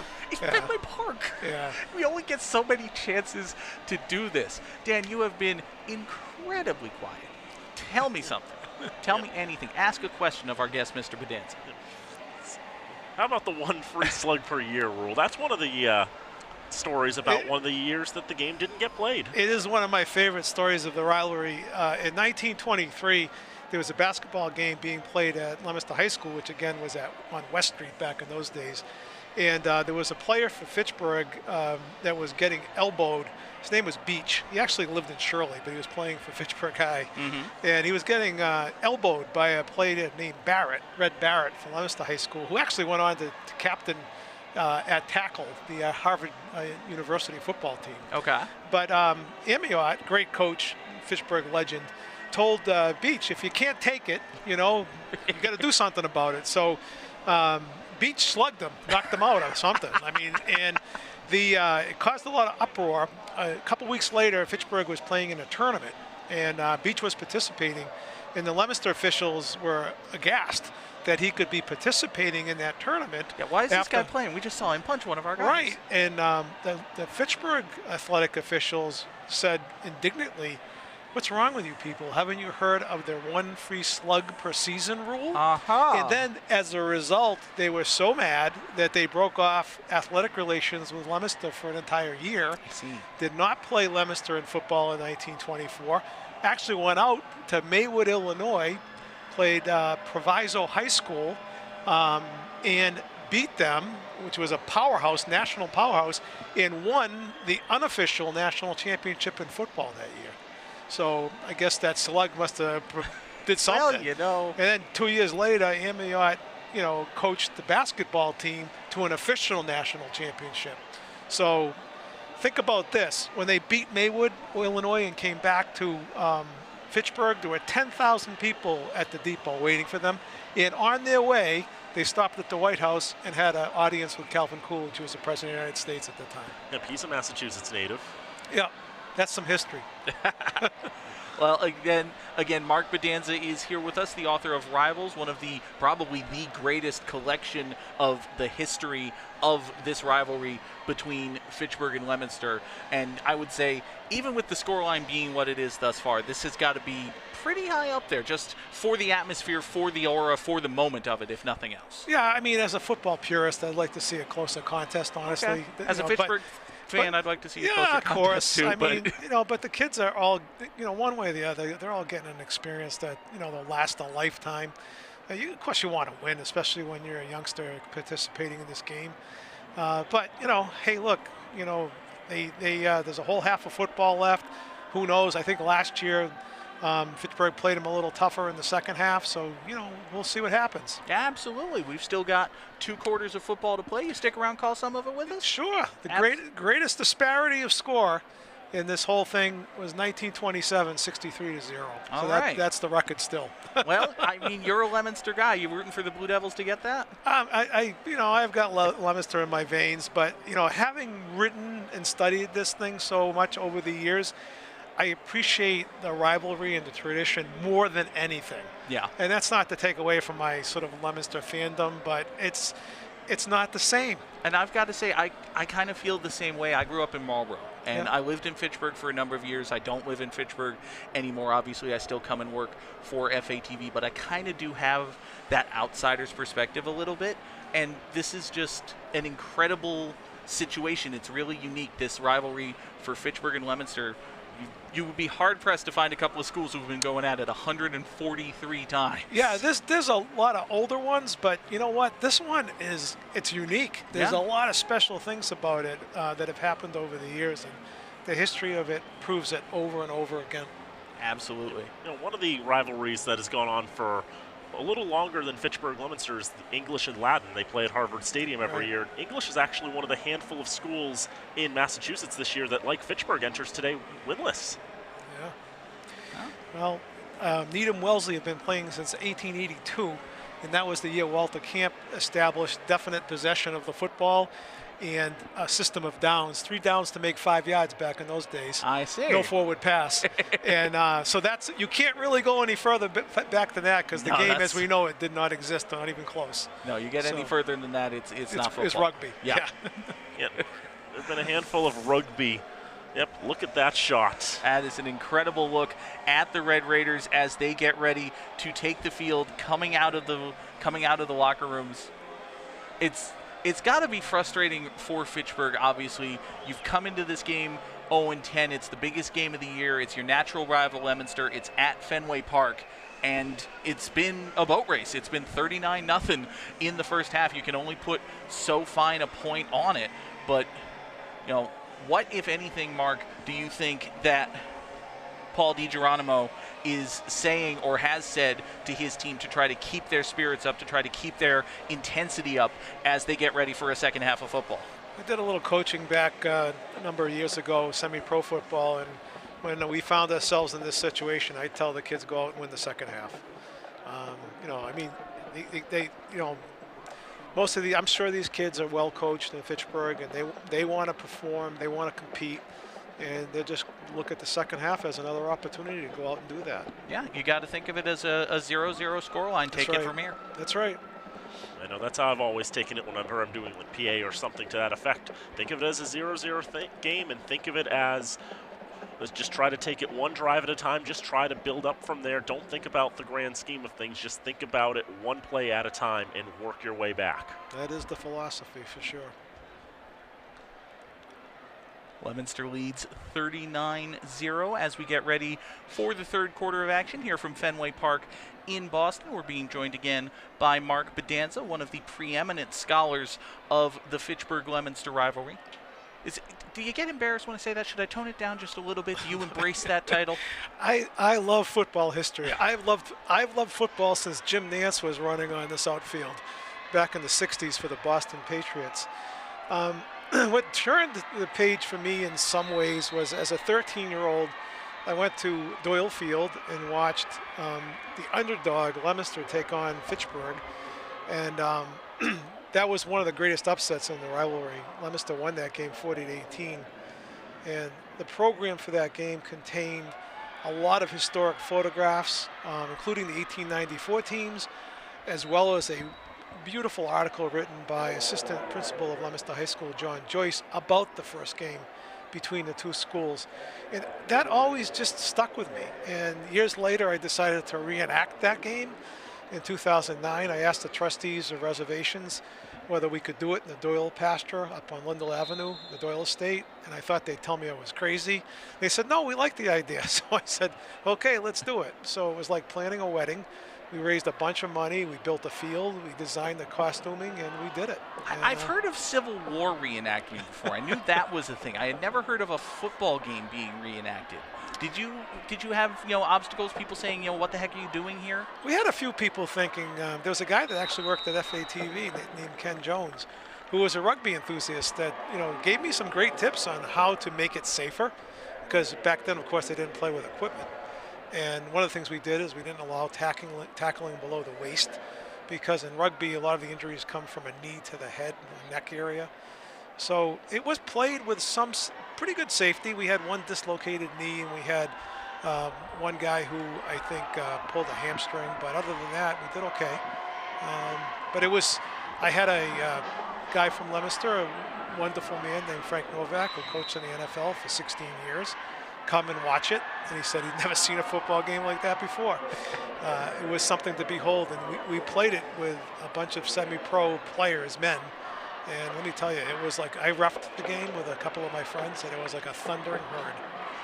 Second down handoff went there to Luke Bolak. He picked up a few yards. It'll set up 3rd down and 7 for Fitchburg. But I was curious, Mark, about that reenactment. So you had like semi-professional football players. You didn't have like actors or Civil War reenactors or anyone like that. Oh, it was a real game. It was played for the pride. Bolak gets the ball on the near side. He's out of bounds. Oh. Just inside the 45-yard line. They're going to spot Luke Bolak out at the 43. Almost a big play and well, it was a big play, but almost a touchdown for the Raiders. Just a pitch to Bolak on the left side. We'll take a look down the field here. Watch those feet. He just barely steps out of bounds. We had a great angle from inside the booth. I was looking down that line with my binoculars. I think he just clipped the boundary. Wasn't out by very, very much, but just enough that they had to blow the whistle on it. Give it to Gagnor on 1st down here. He's wrapped up at the line, but again, we're being joined by Mark Bedanza, the author of Rivals. Folks, Mark, tell the people, if they're interested a little bit more about this Fitchburg-Leominster rivalry, where can they get that book?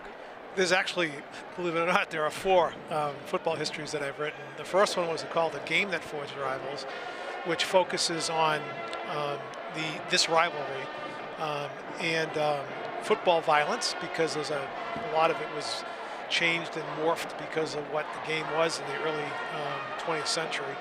That I followed up with a book called 1933, Football at the Depth of the Great Depression. That book has a lot of Leominster and Fitchburg in it. In particular, 1933 is the only time the two teams met on the gridiron at Thanksgiving while both were undefeated. Wow. Now Bolak will throw here. Pitch to him. He's got a man open downfield. Dancing at the 15, the 10, the 5. Spun down at the 2 is Richard Solomon. Giovanni Morales with a touchdown saving tackle. That was a great play. We've seen Bolak as a quarterback, of course. Spent a lot of last year's start of this season as the quarterback for Fitchburg, and he throws the ball here. Take a look at this one again. Just sets up and uses those natural instincts and gets a great throw off to Salomon right where he needs to. Salomon just tries to put on the moves, gets to the 2. The Raiders are knocking on the door, this close to scoring. 1st and goal for the Raiders, their best scoring opportunity of the game. Pitch goes to Bolak, cuts up to the middle. He gets maybe to the 1-yard line. They're going to spot him there. It'll be 2nd down and goal. From our vantage point here on the front left end zone, they're coming basically right at us. This is, Mark, I've got to say, a heck of a way to watch a football game. It really is. The one negative, of course, for Fitchburg is with their huddle being all the way on the far side of the field. Zacchaeus Collins has got to go all the way down to the other 40-yard line just to meet with his coach, get the play, then run 50 yards downfield to call it into the huddle and bring his guys to the line. Bolak jumps up in the air. They hand it to Gagnor. It is in. Touchdown, Red Raiders. Shea Gagnor from 2 yards out. The Fitchburg line opened a nice hole in that play. That was virtually uncontested. Dan, we've seen the Patriots do something similar to that. You know, the old snap it over the quarterback's head. Nope, it's a direct handoff. That time they give it to the fullback, and he's in for 6. Don't think Shea Gagnor has that many touchdowns in his career either, so great to get one here. Is Melvin DeLeon on to kick the extra point. DeLeon's kick is up and good. 8:15 to play here in the third quarter. Leominster 39, Fitchburg 7. And now the good people of Boston, Massachusetts will hear from Mr. Touchdown.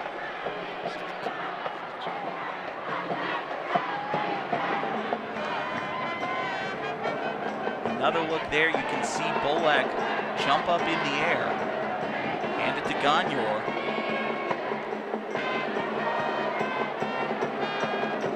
We don't know about the kick and throw for Shea Gagnor, but he can certainly run.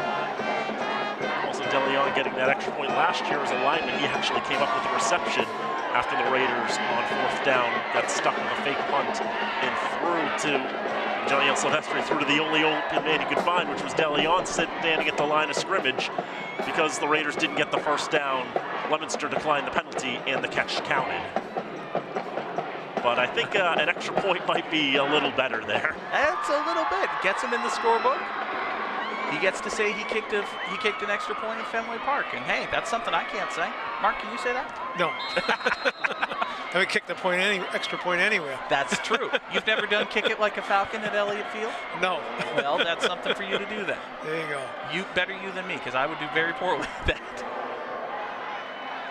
Kickoff fielded at the 30-yard line, breaking through to the second level across midfield into Red Raider territory is Aramis Reyes. Good return for him.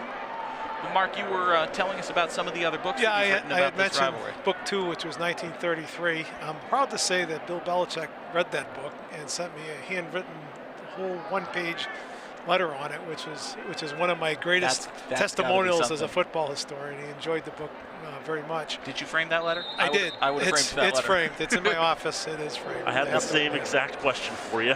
Yeah. My third football history was Rivals, more about the Leominster-Fitchburg football tradition. And that contains a box score and elements of each year they played, each game they played from 1894 through 2015 when it was published. And the last book is When the Lion Roared, which is a biography of Leominster native Lou Little, iconic football coach for Columbia and Georgetown back in the 20s, 30s, 40s, and 50s. An amazing fellow, who was the first Leominster High School graduate to play in the NFL. Lopez wants the deep ball here on second down, just a little bit overthrown, intended for Jadis Delgado. That was very similar, Dan, to the first play from scrimmage for Leominster, their first pitch and catch touchdown. And Leominster's not afraid to keep going to the air even with the 32-point lead, because that's been their game all season long. And Lopez uncorking another wild one. This one just a little too far for Delgado to catch up to. Young man has an arm. I remember earlier in this preseason, I'll wait till next one. Lopez play fakes and keeps it himself. He's into Red Raider territory down at about the 40-yard line. Very close to the line to gain. They will mark him shy. You were saying, Dave? I remember in preseason Devin Gates relaying a story about how the coaches at Pitt were pretty impressed with his abilities. Division I FBS school that's already impressed with a sophomore? I think that's a good sign. That's a good sign. It's a pretty good sign. Not a bad place to be. Third down and 2. Handoff goes to Reyes to the left. He's got the first down and more. Across the 35 to about the 30-yard line. Mark him at the 32. It was actually a 4th down conversion for Leominster. My apologies. First 4th down Leominster's faced today, I believe. It sounds right. It is right. We're going to say it because it sounds right. And because it is right. Listen, we have standards here.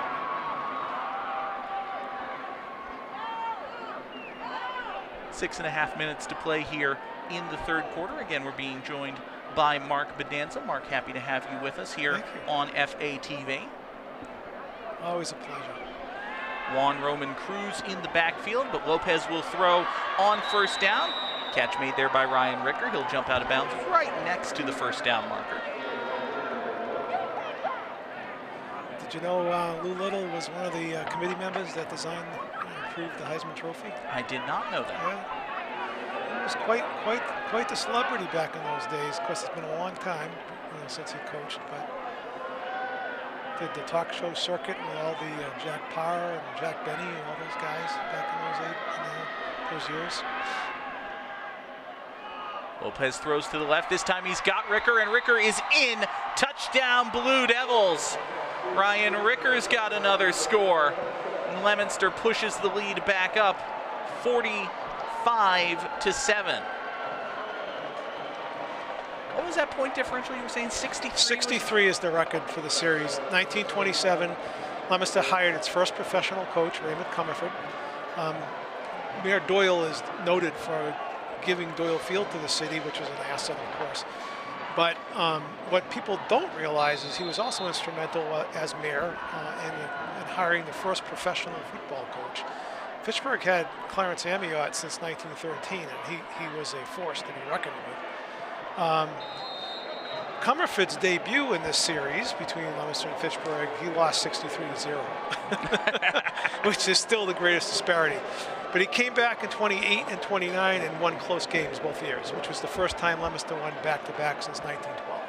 And they have gone on to do that a fair few number of times since, well on their way to, let's see if I can do the math real quick, 18, 19, 21, 2, 6th consecutive win for the Blue Devils. Last time Fitchburg got the win over Leominster on Thanksgiving would have been 2017. Right. There were a couple of first game of the season matchups in there as well. Yes. Dan, you have your finger up, which usually indicates that I've said something wrong. So 2018-19, they didn't play in 20. That's true. Right. There was a thing happening in 2020. They tried to play. The JV teams played in that school year. First time they missed since 1923. Yep. And that was the one free slug. There were a couple other times they missed. 1900 and 1902. Was it just not scheduled that time around? 1900, Fitchburg suspended its football team for low grades, and Leominster didn't know whether they'd have a rival at Thanksgiving, so they scheduled Worcester. Fitchburg did come back and play that year, and I think on Thanksgiving they played Keene, New Hampshire. 1902, the boys kind of went back and forth, and reading between the lines, I don't think the Fitchburg team was all that good that year, and they didn't really want to play Leominster. Of course, they kind of had conflicting claims about that. In any event, they didn't That's not the Fitchburg version of history. Probably not. Certainly not at the time. But being here at Fenway Park, being reminded of teams that don't want to play other teams early in the 1900s, yeah, that sounds about right. That sounds about right. 1904 World Series champion Boston Red Sox. Yeah, that sounds about right. Yeah. So in 2010, when the teams met, the series was dead knotted, 58, 58, and 10. And I had a hand in that because I changed the Fitchburg 5-0 1898. There's another interception here. Jaden Jenkins has been all over the field on the defensive side, and he's got himself a pick six. That's going to bring mercy. It's 42 after 2. That makes it 52-7 in favor of the Blue Devils. They just tried a quick pass to the near side. Jenkins was all over it. They teach you to get your arms up. He got his arms up, got the ball in, and took it to the house.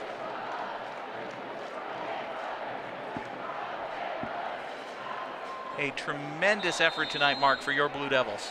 Yeah, I mean, it's obviously a very lopsided game at this juncture. But it is. Yeah. Whistles and flags on the extra point. We should note that Thompson, who has had trouble with the kicks tonight, did make his last one.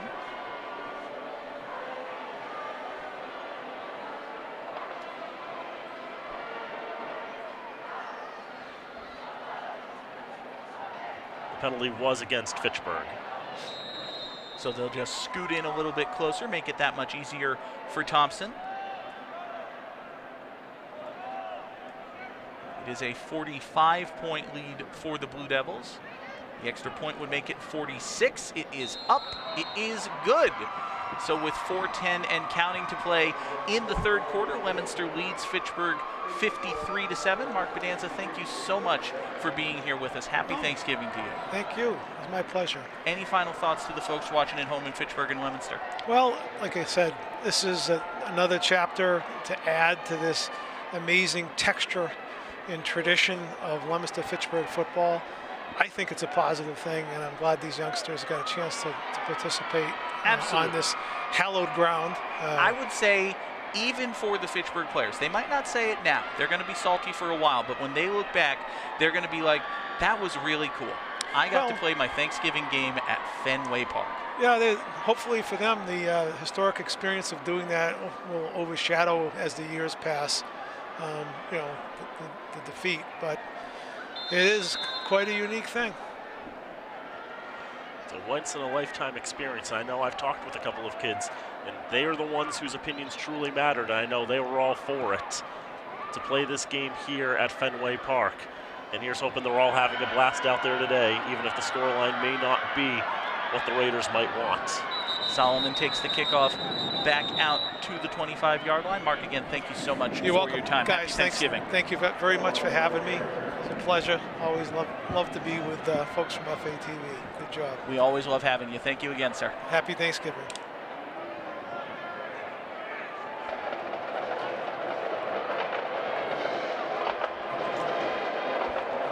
Raiders back on the field after the pick six. The run back going to the 27-yard line. They trail by 46 points, and with the clock running, it's just a matter of, again, taking it one play at a time and just trying to savor the last moment you got. Collins leads the offense to the line. He'll look to pass, pumps, nothing there. Now rolls to his right, chucks it long and deep. That is a jump ball for Solomon and incomplete. There's a Raider down on the field. That was Niall Sim who took over at quarterback for the Raiders. I have an excuse. I was saying goodbye to our venerable guest. That's my excuse. Do you believe me? Because yeah, it's true. Sim wanted it to the left, it wasn't there. Did good work rolling out to his right, just trying to make something happen downfield. There were some whistles and general disagreements, but we've all decided to get back to the sport of football.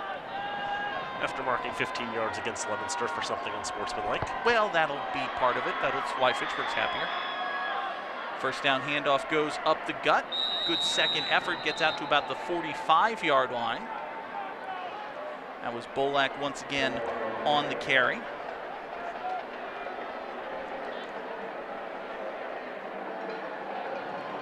They've had some success with that counter play where Bolak takes a step to his left and then jumps back to the right. That time he may have been better suited to put his hands on his hips and bend his knees in time.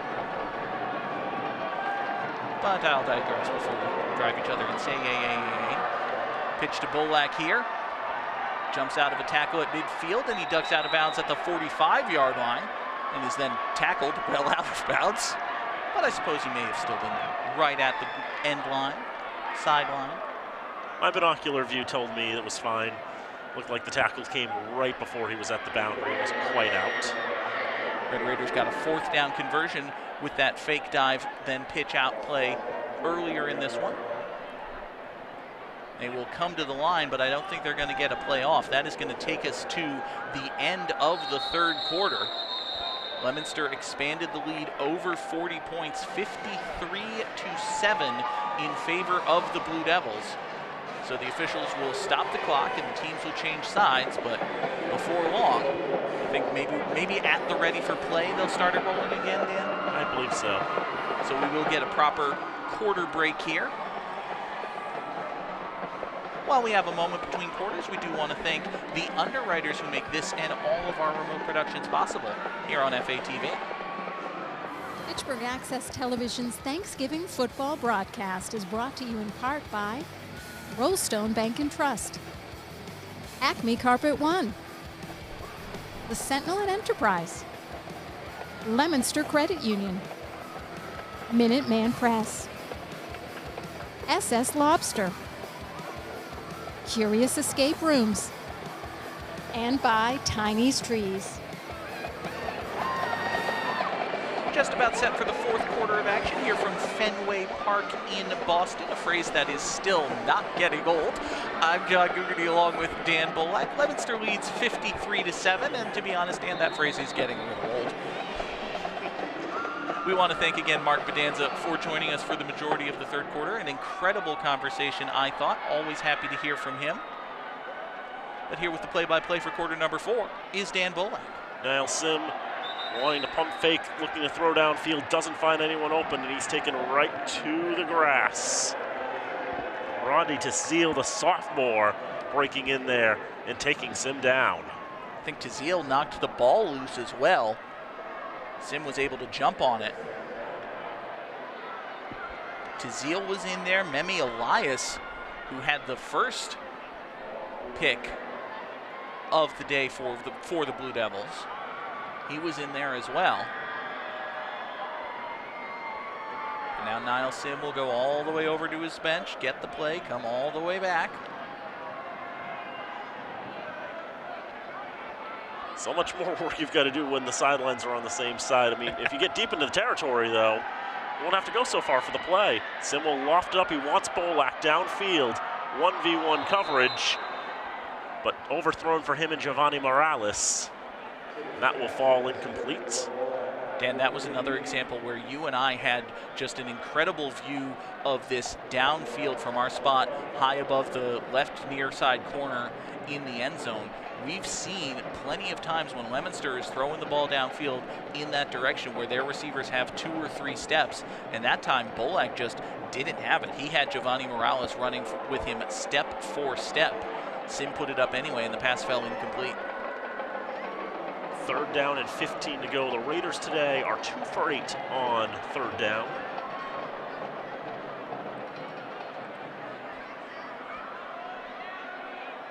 Again, operating out of the I formation.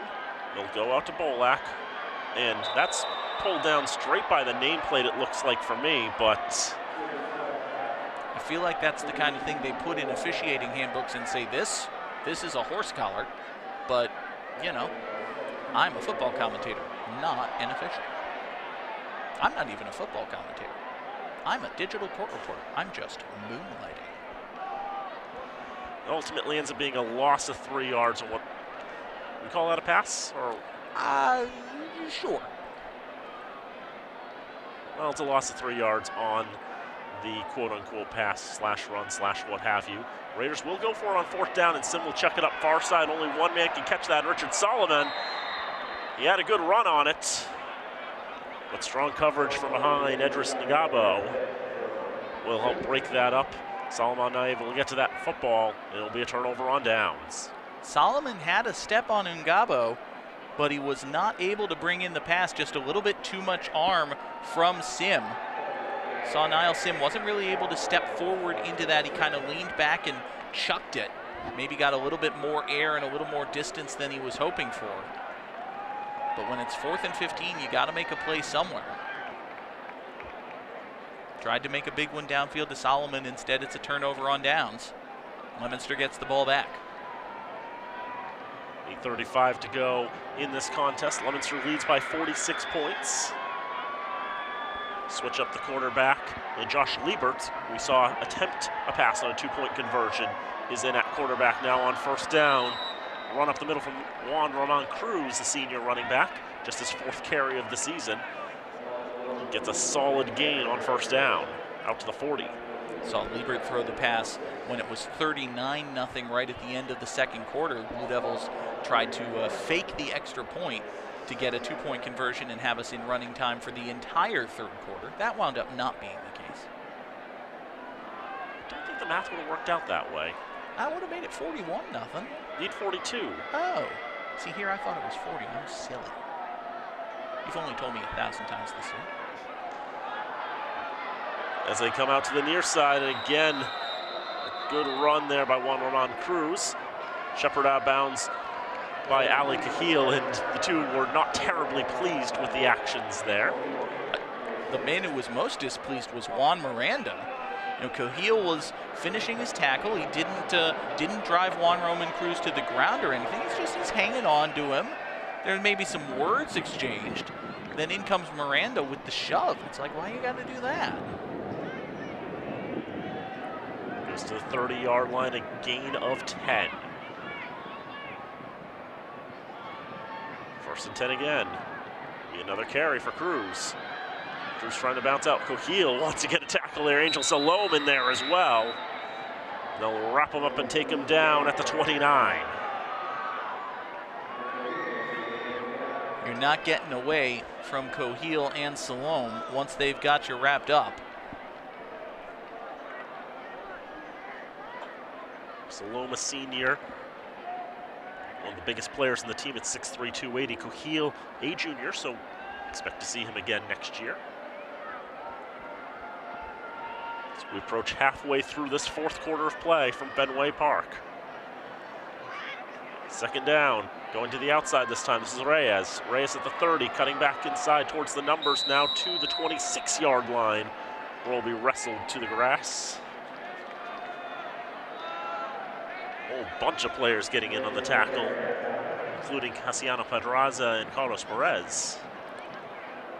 Well-designed play for the Blue Devils. Raiders brought a lot of heat up the middle. They run it to the outside, but Fitchburg's able to mostly keep contained. Steer Reyes back toward the middle of the field. Now 3rd and 5 for the Blue Devils. Move to the 25. Low snap, Reyes able to take it, go out far side. Bounced off a blocker, and that may not have been the best move to run right into his own blocker, because that held him up for enough time that Richard Solomon was able to wrestle him down. Still got past the 20-yard line to the 18. Solomon was being blocked. It's not like there was a blocker there. That dude had Richard Solomon engaged. Solomon was blocked, and yet he still was able to just get his right arm free and drag Reyes down. Another 1st down for the Blue Devils. Another handoff for Reyes, found some space up the middle. Now trying to cut to his right at the 10-yard line. Now the rugby maul will push forward to the 7. And hands being thrown. Flags fly all over the place. 3, now 4 in the air. Frustration boils over.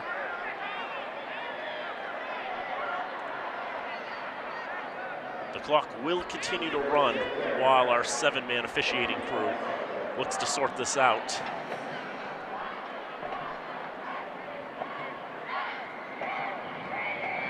It's unsportsmanlike conduct indicated against Leominster and Fitchburg. Unsurprising, both teams. So the foul's offset. You see right there, it's Bolak and Miranda get into it. Bolak gives Miranda a little bit of a shove. Miranda is exceedingly displeased.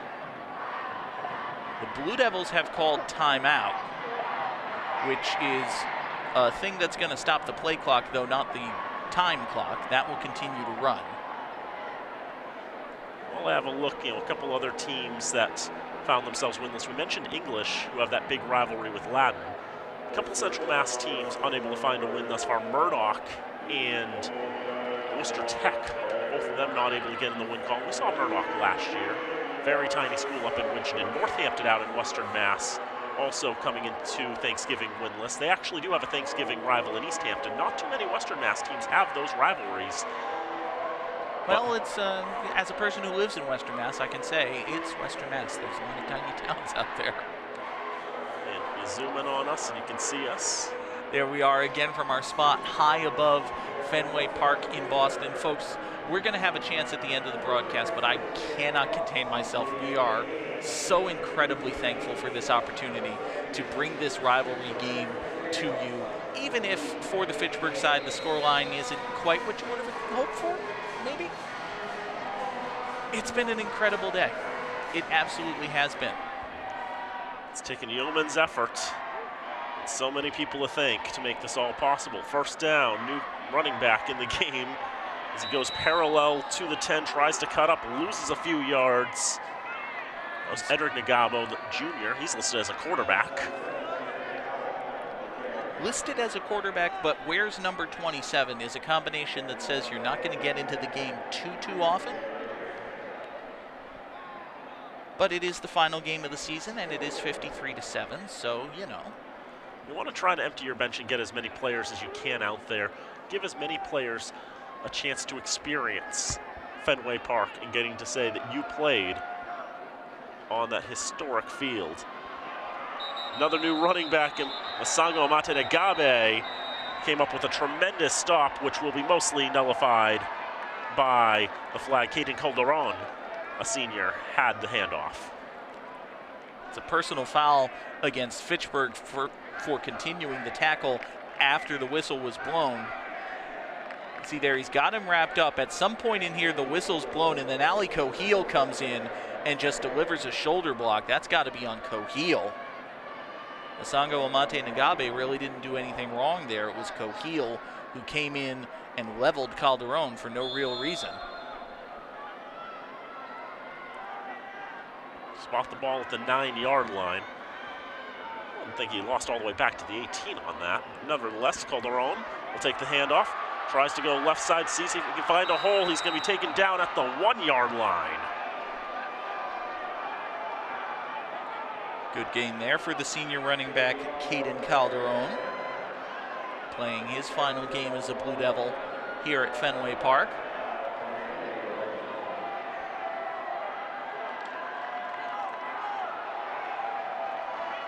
Now into the final minute of this contest. Leominster seeing if they can make it 60. A chance of let's go Caden from the Leominster fans. See if he can finish the job. Calderon is able to get in there. Touchdown, Blue Devils.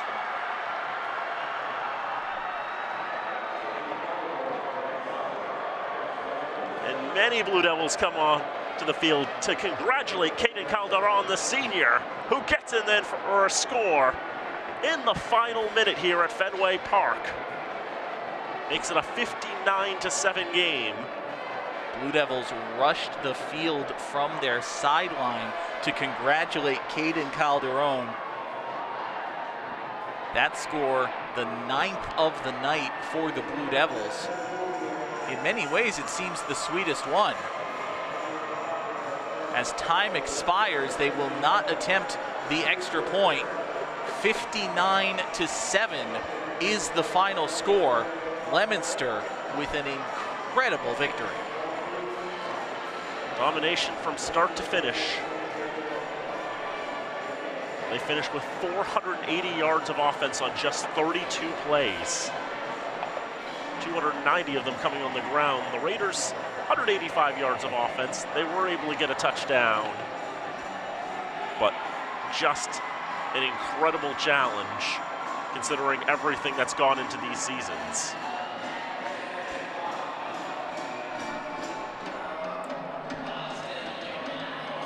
Raiders finish 0-11. Leominster finishes 6-5. But again, the football game matters. I'm not going to say it doesn't. Leominster beat Fitchburg 59-7, and as a Fitchburg fan, as a person who lived in Fitchburg for many years, that sticks. At the same time, this has been one of the most incredible experiences for me as a broadcaster here at FATV, and Dan, I'm sure you can say the same as well.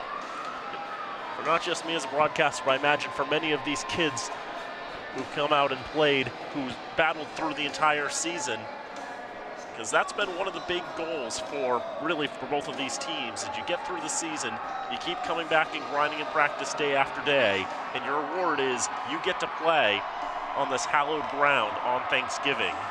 And for all of those players who are able to make it through the season and be able to do that, they'll be thankful for the experience. It will be an experience they will never forget for the rest of their lives. They don't have to say what, and the Fitchburg fans and the Fitchburg faithful and the players, they don't have to say what the final score was, but they can say that they got to play at Fenway Park. They got to play at Fenway Park, and we got to bring you this game from Fenway Park. We had an incredible crew, a cast of thousands. We said it was the most people I can remember being present, being part of an FATV production. I don't even want to start rattling off names because I'm going to miss somebody. But I have to shout out our director, Nate Glennie, did an incredible job today. We left FATV at 10 o'clock this morning. Nate Glennie has not stopped working for one single moment to make this the best possible broadcast that it can be. We are so incredibly lucky to have him as our executive director here at Fitchburg Access Television, and we are so thankful to the entire crew who brought this production together. So many cameras. We promised we'd be here. We promised it'd be just like any other game. And we lied because we did more. We typically are not here at Fenway Park waving down to you from on high. We typically do not have lights in the press box to say hello from up here. This was, again, the most complicated, incredibly complex production that we've done here at FATV.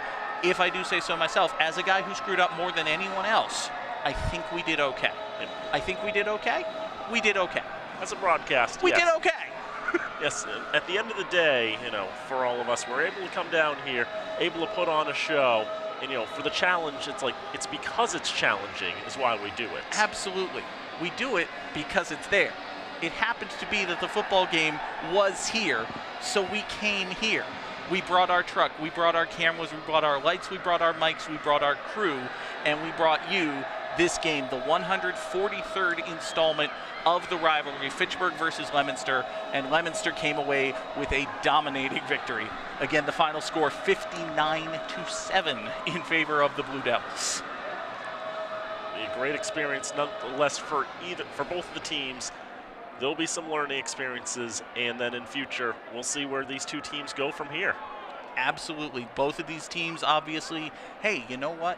It's only a year away. 144, we're going to be at Doyle Field for it. It sounds like fun. I'll see you there. Yes, you bet. Will we see you there? I don't know. But for Dan Bolak and the entire FATV crew, I am John Gugerty. Thank you so, so much for this opportunity. Thank you to the Red Sox, to Fenway Park, to the MIAA, to everyone who had a hand in making this possible. Folks, happy Thanksgiving. Be safe. We will see you next time right here. Well, not right here, but back in Fitchburg on FATV.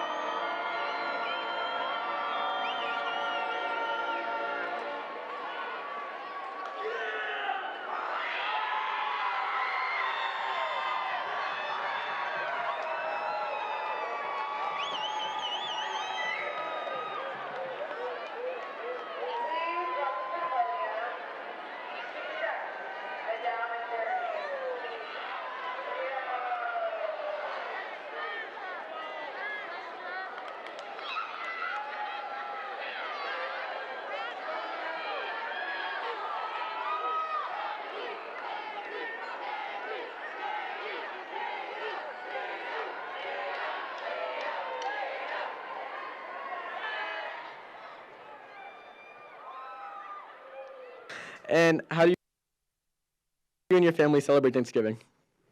We have a big gathering with my dad's side and now with my husband's side of the family. So we have like an Italian and a Spanish, like Hispanic Thanksgiving. That sounds delicious, yeah. And how does your family celebrate?